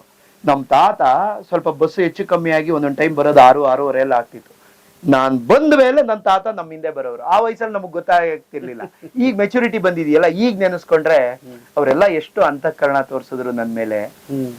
ಸೊ ಅವರೆಲ್ಲರ ಆಶೀರ್ವಾದ ಮತ್ತೆ ಅವರೆಲ್ಲರ ಒಂದು ಆ ಪ್ರೀತಿಯಿಂದನೇ ಇವತ್ತು ನಾವು ಒಂದು ಸನ್ಮಾರ್ಗದಲ್ಲಿ ನಡೆಯೋಕೆ, ನಾನು ಒಂದು ಋಷಿ ಜೀವನ ನಡ್ಸೋಕೆ, ಮತ್ತೆ ಎಲ್ಲಾ ವಿಚಾರಗಳ ಬಗ್ಗೆ ಒಂದು ತುಡಿತ ಸಂವೇದನೆ ಇಟ್ಕೊಳಕ್ಕೆ ಹೆಲ್ಪ್ ಆಯ್ತು. ನಮ್ ತಂದೆನೂ ಅದೇ ತರ ಇದ್ರು. ಅವರು ಸ್ವತಃ ನಮ್ ತಂದೆ ತಾಯಿ ಇಬ್ರು ಏನು ಅಂದ್ರೆ ಖುದ್ದು ಅವರು ಸ್ವತಃ ಋಷಿಗಳು. ವಸಿಷ್ಠರು, ವಿಶ್ವಾಮಿತ್ರು, ಆ ತರ ಋಷಿಗಳು. ಯಾಕೆಂದ್ರೆ ನಮ್ಮ ಅಪ್ಪ ಅಮ್ಮ ನನಗೆ ಒಬ್ಬಂಗೆ ಜನ್ಮ ಕೊಟ್ಟಿದ್ದು. ಆಮೇಲೆ ಅವರು ಇಡೀ ತುಂಬು ಕುಟುಂಬ ಇತ್ತಲ್ಲ, ಈ ವೈವಾಹಿಕ ಜೀವನದ ಒಂದು ಶಾಶ್ವತವಾದ ಧ್ಯೇಯಗಳು ಏನಿದೆ ಅದನ್ನ ಅರ್ಥ ಮಾಡ್ಕೊಂಡು ಅವ್ರವ್ರ ಜವಾಬ್ದಾರಿ ಅರ್ಥ ಮಾಡ್ಕೊಂಡು ಮಾನಸಿಕ ಪ್ರೇಮದಿಂದ ಇದ್ರು ಜೀವನ ಪರ್ಯಂತ. ನಾನೊಬ್ಬಂಗ್ ಮಾತ್ರ ನಮ್ಮ ಅಪ್ಪ ಅಮ್ಮ ಜನ್ಮ ಕೊಟ್ಟದ್ದು. ಆಮೇಲೆ ಅವರು ಕೇವಲ ಮಾನಸಿಕ ಪ್ರೇಮದಿಂದ ತಮ್ಮ ಪಾಲನ ಕರ್ತವ್ಯಗಳನ್ನ ಅರ್ಥಕೊಂಡು ಎಲ್ಲರ ಇಡೀ ಕುಟುಂಬದ ಒಂದು ಹಿತಚಿಂತನೆ ಮಾಡ್ತಾ ಪಾಲನೆ ಪೋಷಣೆ ಮಾಡ್ತಾ ಬಂದದ್ರಿಂದ, ಈ ವಾತಾವರಣದಲ್ಲಿ ನಾನು ಬೆಳೆದ್ರಿಂದ ಸಂಸ್ಕಾರ ಅನ್ನೋದು ಚಿಕ್ಕದ್ರಿಂದ ಸಿಗ್ತಾ. ಸಾಮಾನ್ಯವಾಗಿ ಈ ಏಜ್ ಫ್ಯಾಕ್ಟರ್ ಇದೆ ನೋಡ್ರಿ. ಹೌದು, ಅದು ಎಲ್ರಿಗೆ ಆಗುವಂತದ್ದೇ, ನಿಮಗೆ, ನಮಗೆ, ಹುಟ್ಟದವ್ರಿಗೆ ಎಲ್ರಿಗೆ. ಹಾಗೆ ನಿಮ್ಗೆ ಈ ಎಲ್ಲವನ್ನು ತ್ಯಾಗ ಮಾಡಿದ್ರ, ಅಥವಾ ಪ್ರಯತ್ನ ಪೂರ್ವಕ ತ್ಯಾಗ ಆಯ್ತಾ, ಅಥವಾ ಸಂಸ್ಕೃತಿಯಿಂದ ಬೆಳೆದಿದ್ದಕ್ಕಾಯ್ತಾ, ಹೇಗಿದು? ಹೇಗೆ ಅಂದ್ರೆ ಆ ಸಂಸ್ಕೃತಿಯಿಂದ ಬೆಳೆದ್ರಿಂದ ಮತ್ತೆ ಚಿಕ್ಕದ್ರಿಂದ ನನ್ನ ಮನಸ್ಸದ ಮೇಲೆ ಆದಂತ ಒಂದು ಪರಿಣಾಮ, ಅನುಭವಗಳ ಒಟ್ಟಾರೆ ನನ್ನ ಸುತ್ತಮುತ್ತ ನಡೀತಿದ್ದದ್ದು, ಬರ್ತಿದ್ದವರು, ಹೋಗ್ತಿದ್ದವರು, ನಮ್ಮ ಸಮಾಜ, ನಮ್ಮ ಇದೆಲ್ಲ ನನ್ನ ಸ್ನೇಹಿತರು, ಬಂಧು ಬಾಂಧವರು, ಇವರೆಲ್ಲದ್ರ ಒಟ್ಟಾರೆ ಅನುಭವ ಇರುತ್ತೆ ನೋಡಿ. ಅದ್ರ ಎಫೆಕ್ಟ್ ಇಂದ, ಯಾಕೆಂದ್ರೆ ನಾನು ನಮ್ಮ ಮನೆಗೆ ಹಿರಿ ಮಗ ಆದ್ರಿಂದ ನಮ್ ತಂದೆ ತಾಯಿ ನಮ್ಮಲ್ಲಿ ಕೊಟ್ಟು ತಂದು ಮಾಡಿದದ್ದು. ಹಾಗಾಗಿ ನಮ್ ತಂದೆಗೆ ಏನು ಅಂದ್ರೆ ಹೆಣ್ಮಕ್ಳು ಕಂಡ್ರಿಷ್ಟ. ಸೋದರದತ್ತೆರು, ಸೋದರದತ್ತೆ ಮಕ್ಳುಗಳು, ತಾತ ಅಜ್ಜಿ ಇವರೆಲ್ಲ ನಮ್ ಜೊತೆನೆ ಇದ್ರು. ಸೊ ನಮ್ ತಂದೆ ಒಬ್ರೇ ಅರ್ನಿಂಗ್ ಮೆಂಬರ್ ಇದ್ದದ್ದು, ಅವರೆಲ್ಲ ನಮ್ಗೆ ಡಿಪೆಂಡೆಂಟ್ಸ್ ಆಗಿದ್ರು. ಸೊ ಹಾಗಾಗಿ ಎಲ್ಲೋ ಒಂದ್ ಕಡೆ ನಮ್ಮಪ್ಪ ಎಲ್ಲಾರನ್ನು ಮೇಂಟೈನ್ ಮಾಡ್ಬೇಕಾಗಿತ್ತು, ಎಲ್ಲರನ್ನು ಒಂದು ಸಂಭಾಳಿಸ್ಬೇಕಾಗಿತ್ತು. ಸೊ ಮತ್ತೆ ಎಲ್ಲರೂ ಕೂಡ ನಾನೇ ಹಿರಿ ಮಗ ಆದ್ರಿಂದ ನಮ್ಮಪ್ಪಂಗೆ ಹೇಳದ್ನಲ್ಲ, ಒಂದು ಸ್ಟಾರ್ಡಮ್. ಯಾವುದೇ ನಮ್ ದೊಡ್ಡಪ್ಪ ಇದ್ರು ಕೂಡ ಅವ್ರ ಗಂಡ್ ಮಕ್ಳು ಇಲ್ದೇ ಇರೋದ್ರಿಂದ ಅವರು ಕೂಡ ನಮ್ಮನೆಗೆ ಬರೋದು ಹೋಗೋದು, ನನ್ನನ್ನೇ ಮಗ ಅಂತ ಪ್ರೀತಿಯಿಂದ ನೋಡೋದು, ಈ ತರದ್ದೆಲ್ಲ ಇದ್ದದ್ರಿಂದ ಸೊ ಹೀಗೆ ನಡೀತಾ ಇತ್ತು. ಅದು ವಯಸ್ಸಿಗೆ ಬಂದ್ಮೇಲೆ ಆಟೋಮೆಟಿಕ್ ಆಗಿ ನಮ್ಮಮ್ಮ ಆ ಸಂದರ್ಭದಲ್ಲಿ ಏನು ಅಂದ್ರೆ ಬೆಳಗ್ಗೆಯಿಂದ ರಾತ್ರಿವರೆಗೂ ಎಲ್ಲರ ಪಾಲನೆ ಪೋಷಣೆ ಮಾಡೋದು. ನೆಲ ಒರೆಸೋದು, ಕಸ ಗುಡಿಸೋದು, ಪಾತ್ರೆ ತೊಳೆಯೋದು. ಯಾಕೆಂದ್ರೆ ನಾವೆಲ್ಲ ಸ್ಕೂಲು ಕಾಲೇಜುಗಳಿಗೆ ಹೋಗ್ಬೇಕಾಗಿತ್ತಲ್ಲ ನಮ್ಮಪ್ಪ ನಾವೆಲ್ಲ. ಬೆಳಗ್ಗೆ ಎತ್ತು ಅಂದ್ರೆ ರಾತ್ರಿವರೆಗೂ ಕುಟುಂಬದ ಕ್ಷೇಮ ಚಿಂತನೆ. ಎಲ್ಲೂ ಹೊರಗಡೆ ಹೋಗಕ್ ಅವಕಾಶ ಇರಲಿಲ್ಲ. ಯಾಕೆಂದ್ರೆ ತಾತ ಅಜ್ಜಿ ವಯಸ್ಸಾದವರೆಲ್ಲ ಇದ್ರಲ್ಲ, ಎಲ್ಲರಿಗೂ ಮುಂದಕ್ಕೆ ನಾವು ಮಾಡ್ಬೇಕಾಗಿತ್ತು. ಅದೆಲ್ಲ ಸಂಪ್ರದಾಯದ ಒಂದು ಭಾಗ ಆದ್ರಿಂದ. ಸೊ ನಮ್ಮ ಅಮ್ಮಂಗೆ ಬಿಡುವು, ವಿರಾಮ ಅಥವಾ ಹೊರಗಡೆ ಹೋಗೋದು, ಮತ್ತೆ ಜಾಯಿಂಟ್ ಫ್ಯಾಮಿಲಿ ಇದ್ದದ್ರಿಂದ ಗಂಡ ಹೆಂಡತಿ ಇಬ್ರೆ ಎಲ್ಲೆಲ್ಲೂ ಹೋಗೋಂಗಿರ್ಲಿಲ್ಲ ಅವಾಗ. ಯಾಕೆಂದ್ರೆ ಇವರೆಲ್ಲ ನಮ್ಮನ್ನ ನೆಚ್ಕೊಂಡಿದ್ದರಿಂದ ಇವರೆಲ್ಲರ ಹಿತ ಸಾಧನೆ ಮಾಡ್ಬೇಕಾಗಿತ್ತು. ಹಾಗಾಗಿ ನಮ್ಮ ಅಪ್ಪ ಅಮ್ಮ ಇಬ್ರೇ ಹೋದಲ್ಲಿ ಹೋದ್ರೆ ಎಲ್ಲ ಒಟ್ಟಿಗೆ ಹೋಗ್ಬೇಕು, ಇಲ್ಲ ಅಂದ್ರೆ ಎಲ್ಲರೂ ಮನೇಲಿರ್ಬೇಕು. ಈ ವಾತಾವರಣದಲ್ಲಿ ನಾವೆಲ್ಲ ಬೆಳೆತಿದ್ದರಿಂದ ಏನಾಯ್ತು, ನನಗೆ ಚಿಕ್ಕದ್ರಿಂದನೂ ನನ್ನ ಸುಪ್ತ ಮನಸ್ಸಲ್ಲಿ ಒಂದೇ ಒಂದು ವಿಚಾರ ದಾಖಲಾದದ್ದು ಏನು ಅಂದ್ರೆ, ನಮ್ಮಮ್ಮ ಇಷ್ಟೆಲ್ಲ ಕಷ್ಟ ಪಡ್ತಾ ಇದೆ. ಆಗ ನಾನು ಅಸಹಾಯಕ ಚಿಕ್ಕ ಹುಡುಗ, ಮೆಚುರಿಟಿ ಇರ್ಲಿಲ್ಲ. ಬಟ್ ಆದ್ರೆ ಸುಪ್ತ ಮನ್ಸಲ್ಲಿ ಎಲ್ಲೋ ಒಂದ್ ಕಡೆ ಇತ್ತು, ನಾನ್ ಬೆಳೆದ್ ದೊಡ್ಡವನಾದ್ಮೇಲೆ ನಮ್ಮ ಅಮ್ಮನ್ ಚೆನ್ನಾಗಿ ನೋಡ್ಕೋಬೇಕು. ಯಾಕಂದ್ರೆ ನಮ್ಮಮ್ಮ ಈ ತರ ಎಲ್ಲ ಅವರು ಸ್ವಸುಖಗಳನ್ನ ಅಂದ್ರೆ ಸ್ವಂತ ಸುಖಗಳನ್ನೆಲ್ಲ ತ್ಯಾಗ ಮಾಡಿ ನಮ್ ಕುಟುಂಬಕ್ಕೆಲ್ಲ ಬೆನ್ನೆಲುಬಾಗಿ ನಿಂತು ನಮ್ ಕುಟುಂಬನ ಪಾಲನೆ ಪೋಷಣೆ ಮಾಡ್ತಿರೋದ್ರಿಂದ ಅವರು ಸುಖ ಪಡೋ ನನ್ ಚಿಕ್ಕದ್ರಿಂದನೂ ಇದು ಮನ್ಸಲ್ಲಿತ್ತು. ನಾನ್ ದೊಡ್ಡವನಾದ್ಮೇಲೆ ನನ್ ಕಾಲ ಮೇಲೆ ನಾನು ನಿಂತ್ಕೊಂಡ್ಮೇಲೆ ನಾನ್ ನಮ್ಮ ಅಮ್ಮನ್ ಚೆನ್ನಾಗಿ ನೋಡ್ಕೋಬೇಕು, ಯಾಕೆಂದ್ರೆ ಇಷ್ಟೆಲ್ಲ ತ್ಯಾಗ ಮಾಡ್ತಿದ್ದಾರಲ್ಲ. ಹಾಗಾಗಿ ಈ ತರ ಇದು ಬಂದದ್ರಿಂದ ನನಗೆ ನನ್ನ 21ನೇ ವಯಸ್ಸಲ್ಲೇ ಒಂದು ಕ್ಲಾರಿಟಿ ಇತ್ತು, ಈ ಸಂಸಾರ ಜೀವನಕ್ಕೆ ನಾನು ಪ್ರವೇಶ ಮಾಡಲ್ಲ. ಎಲ್ಲೋ ಒಂದ್ ಕಡೆ ಒಂದು ಹಿಂಜರಿತ. ಮದುವೆ ಎಲ್ಲರ ಜೊತೆ ಚೆನ್ನಾಗಿರ್ತಿದ್ದೆ, ಯಾರೇ ನನ್ನ ಸುತ್ತಮುತ್ತ ನನ್ನ ಕ್ಲಾಸ್ಮೇಟ್ಸ್ ಎಲ್ಲರ ಹತ್ರ ಪ್ರೀತಿಯಿಂದ ವರ್ತಿಸ್ತಿದ್ದೆ. ಬಟ್ ಅದೇ ಮದುವೆ ಅಂತ ಬಂದಾಗ ನಂಗೆಲ್ಲೋ ಒಂದು ಹಿಂಜರಿಕೆ ಆಗಿದೆ. ಯಾಕಂದ್ರೆ ನನ್ನ ಪ್ರಯಾರಿಟಿ ಇದಾಗಿತ್ತು. ಯಾವಾಗ ನಿಮ್ಮ ಸಬ್ ಕಾನ್ಶಿಯಸ್ ಮೈಂಡ್ ಅಲ್ಲಿ ಸೂಪರ್ ಕಾನ್ಶಿಯಸ್ ಮೈಂಡ್ ಅಲ್ಲಿ ವಿಚಾರಗಳಿರುತ್ತೆ, ಆ ಪ್ರಕಾರ ನಿಮ್ ಬಾಡಿ ಕೂಡ ಕೆಲಸ ಮಾಡುತ್ತೆ. ನಿಮ್ಮ ಆಲೋಚನೆ, ಚಿಂತನೆ, ಜೀವನನ ನೀವು ಡಿಸೈನ್ ಮಾಡ್ಕೊಳ್ಳೋ ರೀತಿ ಇದೆಲ್ಲ ಆ ಮಾರ್ಗದಲ್ಲೇ ಇರುತ್ತೆ, ಅದಕ್ಕೆ ರಿಲೇಟೆಡ್ ಆಗೇ ಇರುತ್ತೆ. ಅದ್ಭುತವಾದ ಮಾತು ಕೇಳಿದ್ರಿ. ಇದ್ರ ಬಗ್ಗೆ ಅಮ್ಮನ್ ಒಂದ್ ಮಾತು ಮಾತಾಡ್ಸ್ತೀನಿ ನಾನು. ಯಾಕೆಂತ ಹೇಳಿದ್ರೆ ನಾವೇನೋ ಡಿಸೈಡ್ ಮಾಡ್ಬಿಡ್ತೀವಿ, ಬಟ್ ಹಿರಿಯರಿಗೆ ಹೌದು ಅದು ಇರುತ್ತಲ್ವಾ, ಇರುತ್ತೆ. ನನ್ ಮಗ ಮದ್ವೆ ಆಗ್ಲಿ, ನನ್ನ ಮಗ ಒಂದ್ ಸಂಸಾರಸ್ಥ ಆಗ್ಲಿ, ಕಣ್ ತುಂಬ ಮಕ್ಕಳದೆಲ್ಲ ಸಹಜ ಆಸೆಗಳು. ಹಾಗಾಗಿ ಅಮ್ಮನ್ ಇದ್ರ ಬಗ್ಗೆ ಕೇಳೋಣ ಏನ್ ಹೇಳ್ತಾರೆ ಅಂತ. ಅಮ್ಮ ಅಮ್ಮ ಅಲ್ಲೋಡು, ನಿಮ್ ಮಗ ಹೇಳ್ತಾ ಇರೋದು ಅಮ್ಮನ್ನ ನಾನು ಪಾಲನೆ ಮಾಡ್ಬೇಕಂತ ಮನ್ಸಿಗೆ ಬಂತು, ಅದಕ್ಕಾಗಿ ಎಲ್ಲವನ್ನೂ ತ್ಯಾಗ ಮಾಡಿದೆ, ಸಂಸಾರಿ ಆಗ್ಬೇಕನ್ನೋದು ಕೂಡ ತ್ಯಾಗ ಮಾಡಿದೆ ಅಂತ ಹೇಳಿದ್ರು. ನಿಮ್ ಮನ್ಸಲ್ಲಿ ಏನಿತ್ತು? ಮಗ ಮದುವೆ ಆಗ್ಲಿ ಅದು ಇದು ಅಂತ ಒತ್ತಡ ಇದ್ದೇ ಇರುತ್ತಲ್ಲ ತಂದೆ ತಾಯಿಗೆ. ಮಗ ಮದುವೆ ಆಗ್ಲಿ, ಈಗ ಅವರು ಎಲ್ಲ ಅಮ್ಮಂಗೋಸ್ಕರ ಅಮ್ಮಂಗ್ ಒಳ್ಳೆ ಲೈಫ್ ಕೊಡ್ಬೇಕು ಅಂತ ಮಗ ತ್ಯಾಗ ಮಾಡಿದಾರಲ್ಲ, ನಿಮ್ಗೆ ಏನ್ಸ್ತು? ನಿಮ್ಗೆ ಮದ್ವೆ ಆಗ್ಬೇಕು ನನ್ ಮಗನ್ನ ಆ ತರದ್ದೆಲ್ಲ ಆಸೆ ಇರ್ಲಿಲ್ವಾ? ನಿಮ್ ವಿಚಾರ ಏನು ಇದ್ರ ಬಗ್ಗೆ? ಇಲ್ಲ, ನಮಗೂ ಆಸೆ ಇತ್ತು. ಯಾಕೆಂದ್ರೆ ಮೊದ್ಲು ನಮ್ಮ ಮನೆಯವ್ರು ಇದ್ರಲ್ಲ ಯಜಮಾನ್ರು, ಈಗ ಅವ್ರು 8 ವರ್ಷ ಆಯ್ತು ಸ್ವರ್ಗಸ್ಥರಾಗ, ಅಷ್ಟೇ ಇದು ಅದ್ವರೆಗೂ ಇದ್ರಲ್ಲ. ಅವ್ರಿದ್ದಾಗ್ಲೂ ಇಬ್ರು ಹೇಳಿದ್ದು, ಅವರು ಹೇಳಿದ್ರು ನಾನು ಹೇಳಿದ್ದೆ, ಒಂದ್ ಹುಡುಗಿ ನೋಡಿ ಮದ್ವೆ ಮಾಡ್ಕೊಪ್ಪ ನೀನು, ಇರೋನೊಬ್ಬನೇ ಮಗ ಅಲ್ವಾ ನಮ್ಗೆ, ನಮ್ಗೂ ಆಸೆ ಇದೆ ಮನೆಗೆ ಸೊಸೆ ಬರ್ಬೇಕು, ಮೊಮ್ಮಕ್ಳು ಎಲ್ಲಾರು ತಾಯಿ ತಂದೆಗಳ ಮಕ್ಕಳು ಮಾಡಕ್ ಇಷ್ಟ ಇರ್ತಾರಲ್ಲ, ಆಸೆ ಇರುತ್ತಲ್ವಾ, ಅದೇ ರೀತಿ ನಮ್ಗೂ ಅಂತ ಹೇಳ್ದ. ಆದ್ರೆ ಅವನಿಗೆ ಲೌಕಿಕ ವಿಷಯಗಳಲ್ಲಿ ಆಸಕ್ತಿ ಇಲ್ಲ. ಅಂದ್ರೆ 21ನೇ ವಯಸ್ಸಿತ್ತಲ್ಲ ಅವನಿಗೆ, 21ನೇ ವರ್ಷದ ಹುಡುಗ, ಅವಾಗಿನಿಂದಲೂ ಸ್ವಲ್ಪ ಹೀಗೆ ಈ ಆಧ್ಯಾತ್ಮಿಕ ವಿಚಾರದಲ್ಲೇ ಅವನಿಗೆ ಜಾಸ್ತಿ ಮನ್ಸು. ಈ ಲೌಕಿಕ ಜೀವನ ಇಷ್ಟ ಇಲ್ಲ, ಈ ನಾನು ನನ್ನದು ಅನ್ನೋ ಸ್ವಾರ್ಥಗಳು ಇದೆಲ್ಲ ಸ್ವಲ್ಪ ಇಷ್ಟ ಆಗುಲ್ಲ ಅವನಿಗೆ. ಹಾಗಾಗಿ ಅವನೇನ್ ಮಾಡ್ದ, ನಾವು ಮದ್ವೆ ಮಾಡ್ಕೊಳ್ಳಲ್ಲಮ್ಮ, ನಿಮ್ಗೇನೋ ಆಸೆ ಇದೆ ಆದ್ರೆ ನನಗೆ ಆಸೆ ಇಲ್ವಲ್ಲ, ನನಗೆ ಆಸಕ್ತಿ ಇದ್ರೆ ತಾನೇ ಅದ್ರಲ್ಲಿ ಮುಂದುವರಿಯೋದು, ಒಂದು ಏಳ್ಗೆ ಅಭಿವೃದ್ಧಿ ಆಗೋದು. ಅದರಿಂದ ಅದರ ಬಗ್ಗೆ ನೀವೇನು ಯೋಚನೆ ಮಾಡಬೇಡಿ. ನಾನು ಒಬ್ಬರೇ ಮಗ ಆದ್ರೂ ನನಗೆ ನಮ್ಮ ವಂಶ ಬೆಳೆಯೋಕ್ಕೆ ಎಲ್ಲ ನಮ್ಮ ಚಿಕ್ಕಪ್ಪನ ಮಕ್ಕಳಿದ್ದಾರೆ, ಅವರು ಮದುವೆ ಆಗಿದೆ ಈಗ. ಹಾಗಾಗಿ ನಾನೇ ಆಗ್ಬೇಕು, ನಾನು ಹುಡ್ಸೋದೇ ಆಗ್ಬೇಕು ಅನ್ನೋದೇನಿಲ್ಲ. ನಾನು ಈ ಥರ ವಿಶ್ವ ಬಂಧುತ್ವ ಅಂದ್ರೆ ಎಲ್ಲರನ್ನು ಸಮಾನವಾಗಿ ಪ್ರೀತಿಸೋದು, ಪ್ರತಿಯೊಬ್ಬರನ್ನು. ಮಕ್ಕಳನ್ನ ಕಂಡ್ರು ಅಷ್ಟೇ, ಯಾವುದೇ ಮಕ್ಕಳು ಕಂಡ್ರು ಅವನು ನಮ್ಮ ಮಕ್ಕಳೇನೋ, ನಮ್ಮ ಮನೆ ಮಕ್ಕಳು ನಂದೇ ಅನ್ನೋ ಒಂದು ಥರದಲ್ಲಿ ಮಾತಾಡ್ತಾರೆ ಎಲ್ಲ ಮಕ್ಕಳು ಅಷ್ಟೇ. ಯಾವುದೇ ಮಹಿಳೆಯರು ಸಿಕ್ಕಿದ್ರು ನನ್ನ ತಾಯಿ ಸಮಾನ, ಅಂದ್ರೆ ನನ್ನ ತಾಯಿ ಸಹೋದರಿ, ಈ ಥರ. ಪುರುಷರು ಅಷ್ಟೇ, ನನ್ನ ಅಣ್ಣ ತಮ್ಮ, ನನ್ನ ಚಿಕ್ಕಪ್ಪನ ಮಗ, ನನ್ನ ತಮ್ಮ, ಈ ಥರ ಭಾವನೆಯಲ್ಲೇ ಮಾತಾಡ್ತಾರೆ. ಹೀಗಾಗಿ ನನಗದಿಷ್ಟ ಇಲ್ಲ, ನಾನು ಮಾಡ್ಕೊಳ್ಳಲ್ಲ, ನೀವೇನು ಯೋಚನೆ ಮಾಡಬೇಡಿ ಅದ್ರ ಬಗ್ಗೆ. ನಾನು ಈಗ ನೀನಿರುವವರೆಗೆ ಮೊದಲಾಯ್ತು, ಅವರಿದ್ರು ಅವ್ರು ಹೊರಟೋದ್ರು, ಈಗ ಒಬ್ಬಳೇ ಆಗ್ಬಿಟ್ಟಿದ್ದೀನಿ. ನಾನು ನಿನ್ನ ಸೇವೆಯಲ್ಲೇ ನನಗೆ ಆನಂದ ಇದೆ. ನನಗೆ ಆ ಲೌಕಿಕ ಜೀವನಕ್ಕಿಂತ ನಿನ್ನ ಜೊತೆ ಇರೋದೇ ಇಷ್ಟ ನನಗೆ. ನಿನ್ನ ಸೇವೆ ಅಂದರೆ ವಯಸ್ಸಾದ ಕಾಲದಲ್ಲಿ ಇಳಿ ವಯಸ್ಸು ಈಗ ನಿನಗೆ, ಈ ವೃದ್ಧಾಪ್ಯದಲ್ಲಿ ಮಕ್ಕಳು ತಾಯಿ ತಂದೆನ ಚೆನ್ನಾಗಿ ನೋಡ್ಕೋಬೇಕು. ಅದರಂತೆ ನಾನು ನಿನ್ನನ್ನೇ ನಿನ್ನ ಸೇವೆ ಮಾಡಿಕೊಂಡು ನಿನ್ನ ಸನಿಹದಲ್ಲೇ ಇರ್ತೀನಿ. ನಾನು ನಿನ್ನ ಪ್ರಪಂಚಕ್ಕೆ ಬಂದ್ಬಿಟ್ಟಿದ್ದೀನಿ. ನನಗೀಗ ಅಲೌಕಿಕ ಜೀವನ ಬೇಡ. ಹಣ, ಆಸ್ತಿ, ಅಂತಸ್ತು, ಹಣದ ಹಿಂದೆ ಹೋಗೋದು ಇರ್ಬೇಡ. ಏನೋ ಜೀವನಕ್ಕೆ ಏನು ಬೇಕೋ ನಾವು ಮಾಡಿ ಇಟ್ಕೊಂಡಿದ್ದೀನಿ. ದುಡ್ಡು ಹೇಗೋ ಕೆಲಸದಲ್ಲಿ ಇದ್ನಲ್ಲ 13 ವರ್ಷ ಬೆಂಗಳೂರಲ್ಲಿ, ಎಲ್ಲ ಸೇವ್ ಮಾಡಿ ಇಟ್ಕೊಂಡು ನನ್ನ ಅಕೌಂಟ್ಲೇ ಇಟ್ಟಿದ್ದಾರೆ. ನಮ್ಮ ಜೀವನಕ್ಕೆ ಎಷ್ಟು ಬೇಕೋ ಅಷ್ಟು ದುಡ್ಡು ಇದೆ ಈಗ ನಮ್ಮ ಹತ್ರ. ಅದರಿಂದ ಹಣ, ಆಸ್ತಿ, ಅಧಿಕಾರ, ಅಂತಸ್ತು ಮೇಲೆ ಹೋಗೋದು ಬೇಡ. ಅದರಿಂದ ಏನೂ ಸಿಗಲ್ಲ. ಈ ಅನುಭವ ಬಂದಿದೆ ನನಗೀಗ. ಅದಕ್ಕೆ ನನಗೆ ಲೌಕಿಕ ಜೀವನ ಬೇಡ, ನಿನ್ನ ಸೇವೆ ಮಾಡ್ಕೊಂಡು ಬ್ರಹ್ಮಚಾರಿಯಾಗೆ ನನ್ನ ಜನ್ಮ ಸಾರ್ಥಕ ಮಾಡ್ಕೋತೀನಿ ಅಂತ ಹೇಳಿ ಅವನು ಮದುವೆಗೆ ಇಷ್ಟಪಡಲ್ಲ. ನಮ್ಗೇನೋ ಇತ್ತು, ನನಗೂ ಆಸೆ ಇತ್ತು ಎಲ್ಲಾರು ಒಂದು ಹುಡುಗಿ ನೋಡಿ ಅವನಿಗೆ ತಕ್ಕಾಗಿದ್ದ, ಅವನು ಇಷ್ಟಪಟ್ಟದ್ದ ಮಾಡಬೇಕು ಅಂತ. ಆದ್ರೆ ಅವನಿಗೆ ಇಷ್ಟ ಇಲ್ವಲ್ಲ, ಏನ್ ಮಾಡೋದು ಅಲ್ವಾ? ನಾವು ಹೇಳಿ ಬಲವಂತ ಮಾಡಿದ್ರೆ ಅದೊಂಥರ ಆಗುತ್ತೆ. ಏನೋ ನಮ್ಮಮ್ಮ ಹೇಳ್ಬಿಟ್ಲು, ನಮ್ಮಪ್ಪ ಹೇಳ್ದ ಅಂತ ಮಾಡ್ಕೊಂಡಾಗ ಅವ್ರ ಮನಸ್ಸಿಗೆ ಅದು ಒಗ್ಗಿರದು ಅಲ್ವಾ? ಅವಾಗ ತೊಂದರೆ ಆಗುತ್ತೆ, ಒಬ್ರಿಗೊಬ್ರಿಗೆ ಕಿಸದ ಇದೆಲ್ಲ ಅವಾಗ ನಾವು ಕಣ್ಣಿನ ನೋಡ್ಬೇಕಾಗುತ್ತೆ. ಹಾಗಾಗಿ ನಾನು ಜಾಸ್ತಿ ಅದ್ರ ಮುಂದೆ ನಾವಿಬ್ರು ಪ್ರೆಸ್ ಮಾಡ್ಲಿಲ್ಲ. ಅವರು ಹೊರಟೋದ್ರು. ಹೋದ್ಮೇಲೂ ನಾನು ಹೇಳ್ದೆ, ಬೆಂಗ್ಳೂರ್ಗೆ ಹೋಗಿದ್ಮೇಲೆ ಕರ್ಕೊಂಡು ಹೋದಾಗ ಅದು ಅಂದೆ, ನಿಮ್ ತಂದೆನೂ ಹೊರಟೋದ್ರಪ್ಪ, ಈಗ ನಾನು ಒಬ್ಳೆ ಆಗೋಗಿದ್ದೀನಿ, ನಾನು ನಿಮ್ ಜೊತೆನೆ ಇರ್ತೀನಿ, ನೀನೇ ನೋಡ್ಕೋತೀಯ, ಎಲ್ಲಾರು ಒಂದು ಹುಡುಗಿ ನಿನ್ಗೆ ಇಷ್ಟ ಬಂದದ್ದು ಮಾಡ್ಕೊ ಅಂತನೂ ಆಗ್ಲೂ ಹೇಳ್ದೆ.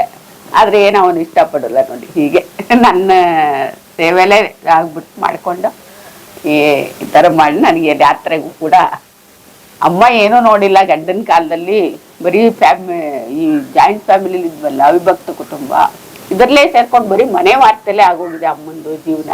ಅದಕ್ಕೆ ಈಗ ನನ್ನ ಕಾಲದಲ್ಲಿ ಅವ್ರು ಏನು ನೋಡಿಲ್ವಲ್ಲ, ಹಾಗಾಗಿ ಒಂದು ವೃದ್ಧಾಪ್ಯದವರೆಗೊಂದು ಗೌರವವನ್ನು ತಂದುಕೊಡ್ಬೇಕು. ವೃದ್ಧಾಪ್ಯ ಜೀವನದಲ್ಲಿ ಈಗ ಅಮ್ಮನಿಗೆ ಎಲ್ಲರ ದೇಶದಲ್ಲಿ ಎಲ್ಲರೂ ಪೂಜ್ಯ ಭಾವನೆಯನ್ನು ನೋಡ್ತಾ ಇದ್ದಾರೆ ಅವ್ರನ್ನ. ಮೊದ್ಲೇನೋ ನಮ್ಮ ಬೀದಿಲಿ ನಮಗ್ ಗೊತ್ತು ನಾವ್ ಯಾರು ಅಂತ, ಈಗ ನೋಡಿ ಇಡೀ ದೇಶಕ್ಕೇನು ಹೊರದೇಶದಲ್ಲೂ ಗೊತ್ತಾಗಿದೆ. ಆ ತರ ಒಂದು ವೃದ್ಧಾಪ್ಯದಲ್ಲಿ ಒಂದು ಗೌರವವಾದ ಬದುಕು ಮಾಡ್ಕೊಂಡು ಹೋಗ್ಬೇಕು. ಆ ತರ ನಾನ್ ನೋಡ್ಕೋಬೇಕು ನಮ್ಮ ತಾಯಿ ತಂದೆನ ಅನ್ನೋ ಆಸೆಯಲ್ಲಿ ಅಮ್ಮನಿಗೆ ಈ ರೀತಿ ಬದುಕು ಕೊಡ್ಬೇಕು ಅನ್ನೋ ಒಂದು ಉದ್ದೇಶದಲ್ಲಿ ನೋಡಿ ಅವನು ಎಲ್ಲನೂ ತನ್ನ ವೈವಾಹಿಕ ಜೀವನ, ಸ್ವಾರ್ಥ, ದುಡ್ಡು ಎಲ್ಲ ತ್ಯಾಗ ಮಾಡ್ಬೇಕು. ತ್ಯಾಗ ಮಾಡಿ ನನ್ಗೋಸ್ಕರ ನೋಡಿ ಅವನು ಈ ತರ ಜೀವನ ಮಾಡ್ತಾ ಇದ್ದಾನೆ. ಈಗ ನಾನು ಅದೇ ಹೇಳ್ದೆ, ಆದ್ರೆ ಅವನು ಒಪ್ಪಿಲ್ಲ, ಏನ್ ಮಾಡ್ತಿದ್ದೆ. ಈಗ ನಿಮ್ ಬಗ್ಗೆನು ಹೇಳ್ತಾ ಇದ್ರು. ಈಗ ಸಂಸ್ಕೃತಿ, ಆ ಸಂಸ್ಕಾರ ಎಲ್ಲ ಬಂದಿರೋದು ಈ ತಂದೆ ತಾಯಿಗಳು ನೀಡಿದ್ದೆ ಅಲ್ವಾ, ನೀವು ಮಾಡಿದ್ದೆ. ಸಂಸ್ಕೃತಿ ಸಂಸ್ಕಾರ ಎಲ್ಲ ತಂದೆ ತಾಯಿಗಳಿಂದನೇ ಬಂದಿರೋದು. ಹೌದು, ಅದು ಅದೇ ಈಗ ತಾಯಿ ತಂದೆ ಯಾವ ರೀತಿ ಬದುಕು ಮಾಡ್ತಿರ್ತಾರೆ, ಇಲ್ಲ ಅವ್ರ ಮನೇಲಿ ಅವರ ಕುಟುಂಬಸ್ಥರು. ಈಗ ನಾವು ಅವಿಭಕ್ತ ಕುಟುಂಬದಲ್ಲಿ ಇದ್ದು ಅಲ್ವಾ, ನಮ್ಮ ಮನೇಲಿ ಎಲ್ಲ ಇರ್ತಾರೆ, ನಮ್ಮ ಅತ್ತೆ ಮಾವ, ನಮ್ಮ ನಾದಿ, ಚಿಕ್ಕಪ್ಪ, ದೊಡ್ಡಪ್ಪ, ಈ ತರ ಇರ್ತಾರಲ್ವಾ. ಅವ್ರು ಯಾರು ಒಂದು ನೀವು ಹೇಳಾಗ ನಮ್ಮ ಜೊತೆಲಿ ಸಹಜೀವಿಗಳು ಇರ್ತಾರಲ್ಲ, ಆ ರೀತಿ ಅವರು ಯಾವ ರೀತಿ ನಡ್ಕೊಂಡು ಹೋಗಿರ್ತಾರೆ, ಆ ಸಂಸ್ಕಾರನು ಮಕ್ಕಳಿಗೆ ಬರುತ್ತೆ. ಓಹೋ ನಮ್ಮ ಅತ್ತೆ ಹೀಗಿದ್ರು, ಓ ನಮ್ಮ ಅಜ್ಜಿ ಹೀಗಿದ್ರು, ಓ ನಮ್ಮ ತಾತ ಈ ತರ ಇದ್ದಾರೆ, ನಮ್ಮ ಚಿಕ್ಕಪ್ಪ ಈ ತರ ಇದ್ದಾರೆ. ಇವ್ರ ಅವ್ರು ಒಟ್ಟು ಕುಟುಂಬ ಅಂದ್ಮೇಲೆ ಅಲ್ಲೇ ಸೇರಿದವ್ರು ತಾನೆ, ಬೇರೆ ಬೇರೆ ಅವ್ರ ಪ್ರಭಾವನೂ ಬೀರುತ್ತೆ, ತಾಯಿ ತಂದೆ ಪ್ರಭಾವನೂ ಬೀರುತ್ತೆ. ನಮ್ಮ ಮನೆಯವರು, ನಾನು, ನಮ್ಮಮ್ಮ ಯಾವ ರೀತಿ ನಡ್ಕೊಂಡು ಹೋಗ್ತಾ ಇದ್ದಾಳೆ ಅದೆಲ್ಲ ಗಮನಿಸ್ತಾರೆ ಮಕ್ಕಳುಗಳು ಚಿಕ್ಕದ್ರಿಂದ. ಓ ನಮ್ಮಮ್ಮ ನೋಡಿ ಈಗ ಭರತ ನಿಮ್ಮ ಒಳಗೆ ರಾಮಾಯಣದಲ್ಲಿ ಗೊತ್ತಲ್ಲ, ಭರತ ಪಾಪ ರಾಮನ್ನ ಕಡೆ ಕಳ್ಸೋದು ನಮ್ಮ ಅಮ್ಮ ಅನ್ನತ್ತ ಅವ್ನಿಗೆ ಎಷ್ಟು ಬೇಜಾರಾಯ್ತು ಅಲ್ವಾ. ಹಾಗೆ ಮಕ್ಕಳುಗಳೆಲ್ಲ ಗಮನಿಸ್ತಾರೆ, ತಾಯಿ ಬಾಡದ್ನ ಎಲ್ಲಾನು ನನ್ನ ಎತ್ಬಿಟ್ಟಿದ್ದಾರೆ ನಮ್ಮಮ್ಮ ಅಂತ ಇದ್ಬೇಡಲ್ಲ ಮಕ್ಕಳುಗಳು. ಕೆಲವರೇನೋ ತಲೆ ಕೆಟ್ಕೊಳ್ಳಲ್ಲ, ತರ ಬುದ್ಧಿ ಅಂತ, ಕೆಲವು ವಿಮರ್ಶೆ ಮಾಡೋರು ಎಲ್ಲಾನು ಗಮನಿಸ್ತಾರೆ. ಈ ನಮ್ಮಮ್ಮ ಏನು ಒಳ್ಳೇದ್ ಮಾಡ್ತಿದ್ದಾಳ, ಎಲ್ಲ ಕೆಟ್ಟದ್ದ, ಅವಳಿಗೊಂಚೂರು ಬುದ್ಧಿ ಹೇಳೋಣ. ನಮ್ಮ ಅಪ್ಪನಿಗೂ ಅಷ್ಟೇ, ಅವ್ರೇನ್ ಮಾಡ್ತಾರೆ, ನಾವು ಒಂಚೂರು ಬುದ್ಧಿ ಹೇಳೋಣ, ವಯಸ್ಸಿಗೆ ಬಂದಿದ್ವಿ, ಇದೆಲ್ಲ ಗಮನಿಸ್ತಾರೆ ಮಕ್ಕಳುಗಳು. ಹಾಗಾಗಿ ನಮ್ಮದು ಅವ್ರ ಮೇಲೆ ಬೀಳುತ್ತೆ. ನಮ್ಮ ಜೀವನ ನಾವು ಹೇಗೆ ಬದುಕು ನಡೆಸ್ತೀವಿ ಅದು ಅವ್ರ ಮೇಲೆ ಪರಿಣಾಮನೂ ಬೀಳುತ್ತೆ ಮಕ್ಕಳಿಗೆ. ಅದಕ್ಕೆ ಮಕ್ಕಳುಗಳಿಗೆ, ಬೆಳೆಯೋ ಮಕ್ಕಳಿಗೆ ಒಂದು ವಾತಾವರಣನೂ ಚೆನ್ನಾಗಿರ್ಬೇಕು. ಎನ್ವೈರನ್ಮೆಂಟ್ ಅಂತಾರೆ ನೋಡಿ, ಒಂದು ವಾತಾವರಣ ಅವ್ರು ಬೆಳೆಯೋದು, ಓದು ಮಕ್ಕಳಿಗೆ ಮನೆ ವಾತಾವರಣ, ಹೊರಗಿನ ವಾತಾವರಣ ಎಲ್ಲ ಸರಿಯಾಗಿದ್ರೆ ಅವ್ರ ಅಭಿವೃದ್ಧಿ ಹೊಂದಕ್ಕೆ ಸಾಧ್ಯ. ಹಾಗೆ ಸಂಸ್ಕಾರಗಳು ನೀವು ಮನೆಯಿಂದನೇ ಬರುತ್ತೆ ಅಲ್ವಾ. ಬಹಳ ಉತ್ತಮವಾದ ಮಾತಾಡಿದ್ವಿ. ಈಗಿನ ಕಾಲಕ್ಕಂತೂ ತುಂಬಾ ಅವಶ್ಯ ಅದು. ಮತ್ತೆ ಇನ್ನೊಂದು, ನಾವೆಲ್ಲ ಚಿಕ್ಕದ್ರಿಂದ ಏನೋ ಒಂದು ಕೇಳಿದ್ವಿ ಸರ್, ಯಾವತ್ತು ಮನೆಗೆ ಹಿರಿ ಮಕ್ಕಳಾದವರು ಶಾಸ್ತ್ರವಾಕ್ಯದ ಪ್ರಕಾರ ಜೀವನ ಮಾಡ್ಬೇಕು. ನಾವು 2ನೇವ್ರು 3ನೇವ್ರಾದ್ರೆ ಹೇಗ್ ಬೇಕಾದ್ರೂ ಜೀವನ ನಡೆಸ್ಬೋದು, ಅವರ ಸ್ವಂತ ಅಭಿರುಚಿಗಳೇನಿರುತ್ತೆ. ಯಾವತ್ತು ಹಿರಿ ಮಗ ಆದವನು ಆದರ್ಶವಾಗಿರ್ಬೇಕು. ಹಿರಿ ಮಗನ್ ಕರ್ತವ್ಯ, ಹಿರಿ ರಾಜ, ಮನೆಗ್ ಹಿರಿ ಮಗ, ಮನೆಗ್ ದೊಡ್ಡ ಯಜಮಾನ, ಇವರೆಲ್ಲ ಏನು ಅಂದ್ರೆ ತನ್ನ ಇಡೀ ಕುಟುಂಬಕ್ಕೆ ಮರ್ಯಾದೆನೂ ಗಳಿಸ್ಕೊಡ್ಬೇಕು. ಬರೀ ಹಣ ಒಂದೇ ಮಾಡೋದು, ತಂದಾಕೋದು, ತಿನ್ಸೋದು, ಉಣ್ಸೋದು ಅಷ್ಟೇ ಅಲ್ಲ. ಯಾವತ್ತು ಮನೆಗೆ ಹಿರಿ ಮಗ ಅವನು ಆದರ್ಶವಾಗಿ ನಡೆದು ಇನ್ನೆಲ್ಲಾರ್ಗು ಅವನು ದಾರಿದೀಪ ಆಗ್ಬೇಕು. ಮತ್ತೆ ಅವನೇ ಸ್ವಂತ ನನಗೇ ಬೇಕು, ಎಲ್ಲ ನಾನೇ ಮದುವೆ ಆಗಿ ನನ್ನ ಮಕ್ಕಳೇ ಎಲ್ಲ ಆಯ್ತು ಅಂದ್ರೆ ಮನೆಗೆ ಹಿರಿ ಮಗ ಅಲ್ವಾ, ನನಗೆ ಅಧಿಕಾರ ಸಿಕ್ಬಿಡುತ್ತೆ. ಬೇರೆಯವ್ರಿಗೆಲ್ಲ 2ನೇವ್ರು 3ನೇವ್ರಿಗೆಲ್ಲ ಸ್ವಲ್ಪ ಬದುಕು ಸಿಗೋದು ಕಷ್ಟ ಆಗುತ್ತೆ. ಯಾಕಂದ್ರೆ ಎಲ್ಲರೂ ನನ್ನ ಮುಂದಕ್ಕೆ ಬರ್ಬೇಕು, ಹಿರಿಯ ನಾನೇ ಆದ್ರೆ. ನಾನೇ ತ್ಯಾಗ ಮಾಡ್ಬಿಟ್ರೆ ಸ್ವಲ್ಪ, ಬೇರೆಯವ್ರಿಗೆಲ್ಲ ಉಳಿದವ್ರಿಗೆಲ್ಲ ಬದುಕು ಸಿಗುತ್ತೆ. ಯಾಕೆಂದ್ರೆ ನನಗೆ ಈ ಹಿರಿ ಮಗ ಹಿರಿ ಸೊಸೆ ಬಂದ್ಬಿಟ್ರೆ ಇನ್ನೆಲ್ಲ ನಂದೇ ಆಗ್ಬಿಡುತ್ತೆ. ಯಾಕೆಂದ್ರೆ ನಮ್ ಜೊತೆ ಸಂಬಂಧ ಬೆಳೆಸ್ಕೊಂಡವ್ರು ಸುಮ್ಮನೆ ಇರ್ತಾರ, ಎಲ್ಲ ಅವರು ನನ್ ಮಗ, ಓ ನಮ್ಮ ಅಳಿಯ, ನಾವು ಹಿರಿ ಮಗ, ಈ ತರ ಶುರು ಆಗ್ಬಿಡುತ್ತೆ. ಈಗ ನನ್ ಹಿರಿ ಮಗ ಅನ್ನೋ ಪಟ್ಟ ಯಾರೋ ಕಿತ್ಕೊಳಕ್ಕಾಗಲ್ಲ. ಇಡೀ ನಮ್ಮ ಹೆಗ್ವಾಡಿ ಫ್ಯಾಮಿಲಿಗೆ, ನಮ್ಮ ಎಚ್ ರಾಜಾರಾವ್ ಮತ್ತೆ ಎಚ್ ಎಸ್ ಸುಬ್ಲಕ್ಷಮ್ಮ, ನಾನೇ ಹಿರಿ ಮೊಮ್ಮಗ. ಸೊ ನಾನೊಂಚೂರು ತ್ಯಾಗ ಮಾಡಿದಾಗ ಇನ್ ಮಿಕ್ದವ್ರಿಗೆಲ್ಲ ಸ್ವಲ್ಪ ಲೈಫ್ ಸಿಗುತ್ತೆ. ಇಲ್ಲ ಅಂದ್ರೆ ಎಲ್ಲ ನಂದೇ ಆಗ್ಬಿಡುತ್ತೆ, ನನ್ ಮಕ್ಕಳು ಹೀಗೆ ಮುಂದುವರ್ಕೊಂಡು ಹೋಗುತ್ತೆ. ಸೊ ಹಾಗಾಗಿ ನಮ್ಮ ಕಿವಿ ಮೇಲೆ ಇವೆಲ್ಲ ಮಹಾವಾಕ್ಯಗಳು, ಪುರುಷ ವಾಕ್ಯಗಳು ಅಂತಾರೆ ಇದಕ್ಕೆಲ್ಲ, ಭರತ ವಾಕ್ಯಗಳು ಅಂತ. ಇವೆಲ್ಲ ಅಂತಃಕರಣನ ಕಲ್ಕೊಂತದ್ದು. ಇವೆಲ್ಲ ಚಿಕ್ಕದ್ರಿಂದ ನಾನು ಸ್ವಲ್ಪ ಆಧ್ಯಾತ್ಮಿಕ ಭಾವದಿಂದ ಇವೆಲ್ಲ ಡಿಸ್ಕಷನ್ ಮಾಡೋದು, ಓದೋದು, ಇವೆಲ್ಲ ಇದ್ದದ್ರಿಂದ ಯಾವತ್ತು ಹಿರಿ ಮಗ ಸ್ವಲ್ಪ ತ್ಯಾಗ ಮಾಡಿ ಆದರ್ಶವಾಗಿ ನಡ್ಕೊಂಡ್ರೆ ಬೇರೆಯವ್ರಿಗೆಲ್ಲ, ಇಡೀ ಕುಟುಂಬದವ್ರಿಗೆಲ್ಲ ಒಂದು ಜೀವನ ಸಿಗತ್ತೆ, ಅವರು ಕೂಡ ಜೀವನನ ಎಂಜಾಯ್ ಮಾಡ್ಬೋದು ಅಂತ. ಅಪ್ಪನ ಸ್ಥಾನ ಬಿಟ್ರೆ ಮತ್ತೆ ಮನೆಯಲ್ಲಿ ಇರೋದು ಹಿರೇ ಮಗನ.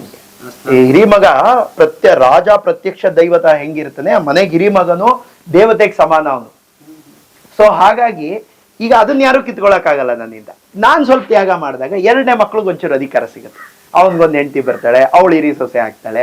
ಯಾಕೆಂದ್ರೆ ನಾನ್ ತ್ಯಾಗ ಮಾಡಿರ್ತೀನಲ್ಲ. ಈಗ ನಾನೇ ಮಾಡ್ಬಿಟ್ಟು ನನಗೆ ಮಕ್ಳು ಉಟ್ಬಿಟ್ಟು ಎಲ್ಲ ಮಾಡ್ಬಿಟ್ರೆ ಎಲ್ಲ ನಮ್ ಕಾಂದಾನೆ ಬೆಳೆ ಸ್ವಲ್ಪ. ಹಂಗಾಗಿ ಹೆಂಗಿದ್ರು ಭಗವಂತ ನನ್ನ ಹಿರಿ ಮಗನಾಗ ಹುಟ್ಸಿಯೇನೆ. ಮತ್ತೆ ಜೊತೆಗೆ ಈ ಆಧ್ಯಾತ್ಮ ಭಾವಗಳಿದೆ.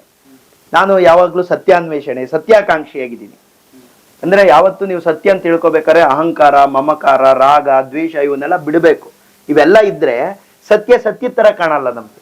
ಅದಿರೋದೊಂಥರ, ಮಹಾರೂಪ್ನವ್ರು ಇರೋದೊಂಥರ, ನಾನು ಅರ್ಥ ಮಾಡ್ಕೊಳ್ಳೋದು ಇನ್ನೊಂಥರ, ಅಥವಾ ಅವ್ರು ಇರೋದು ಬೇರೆ ತರ, ನಾವ್ ಅರ್ಥ ಮಾಡ್ಕೊಳ್ಳೋದು ಇನ್ನೊಂಥರ, ಹೀಗಾಗತ್ತೆ.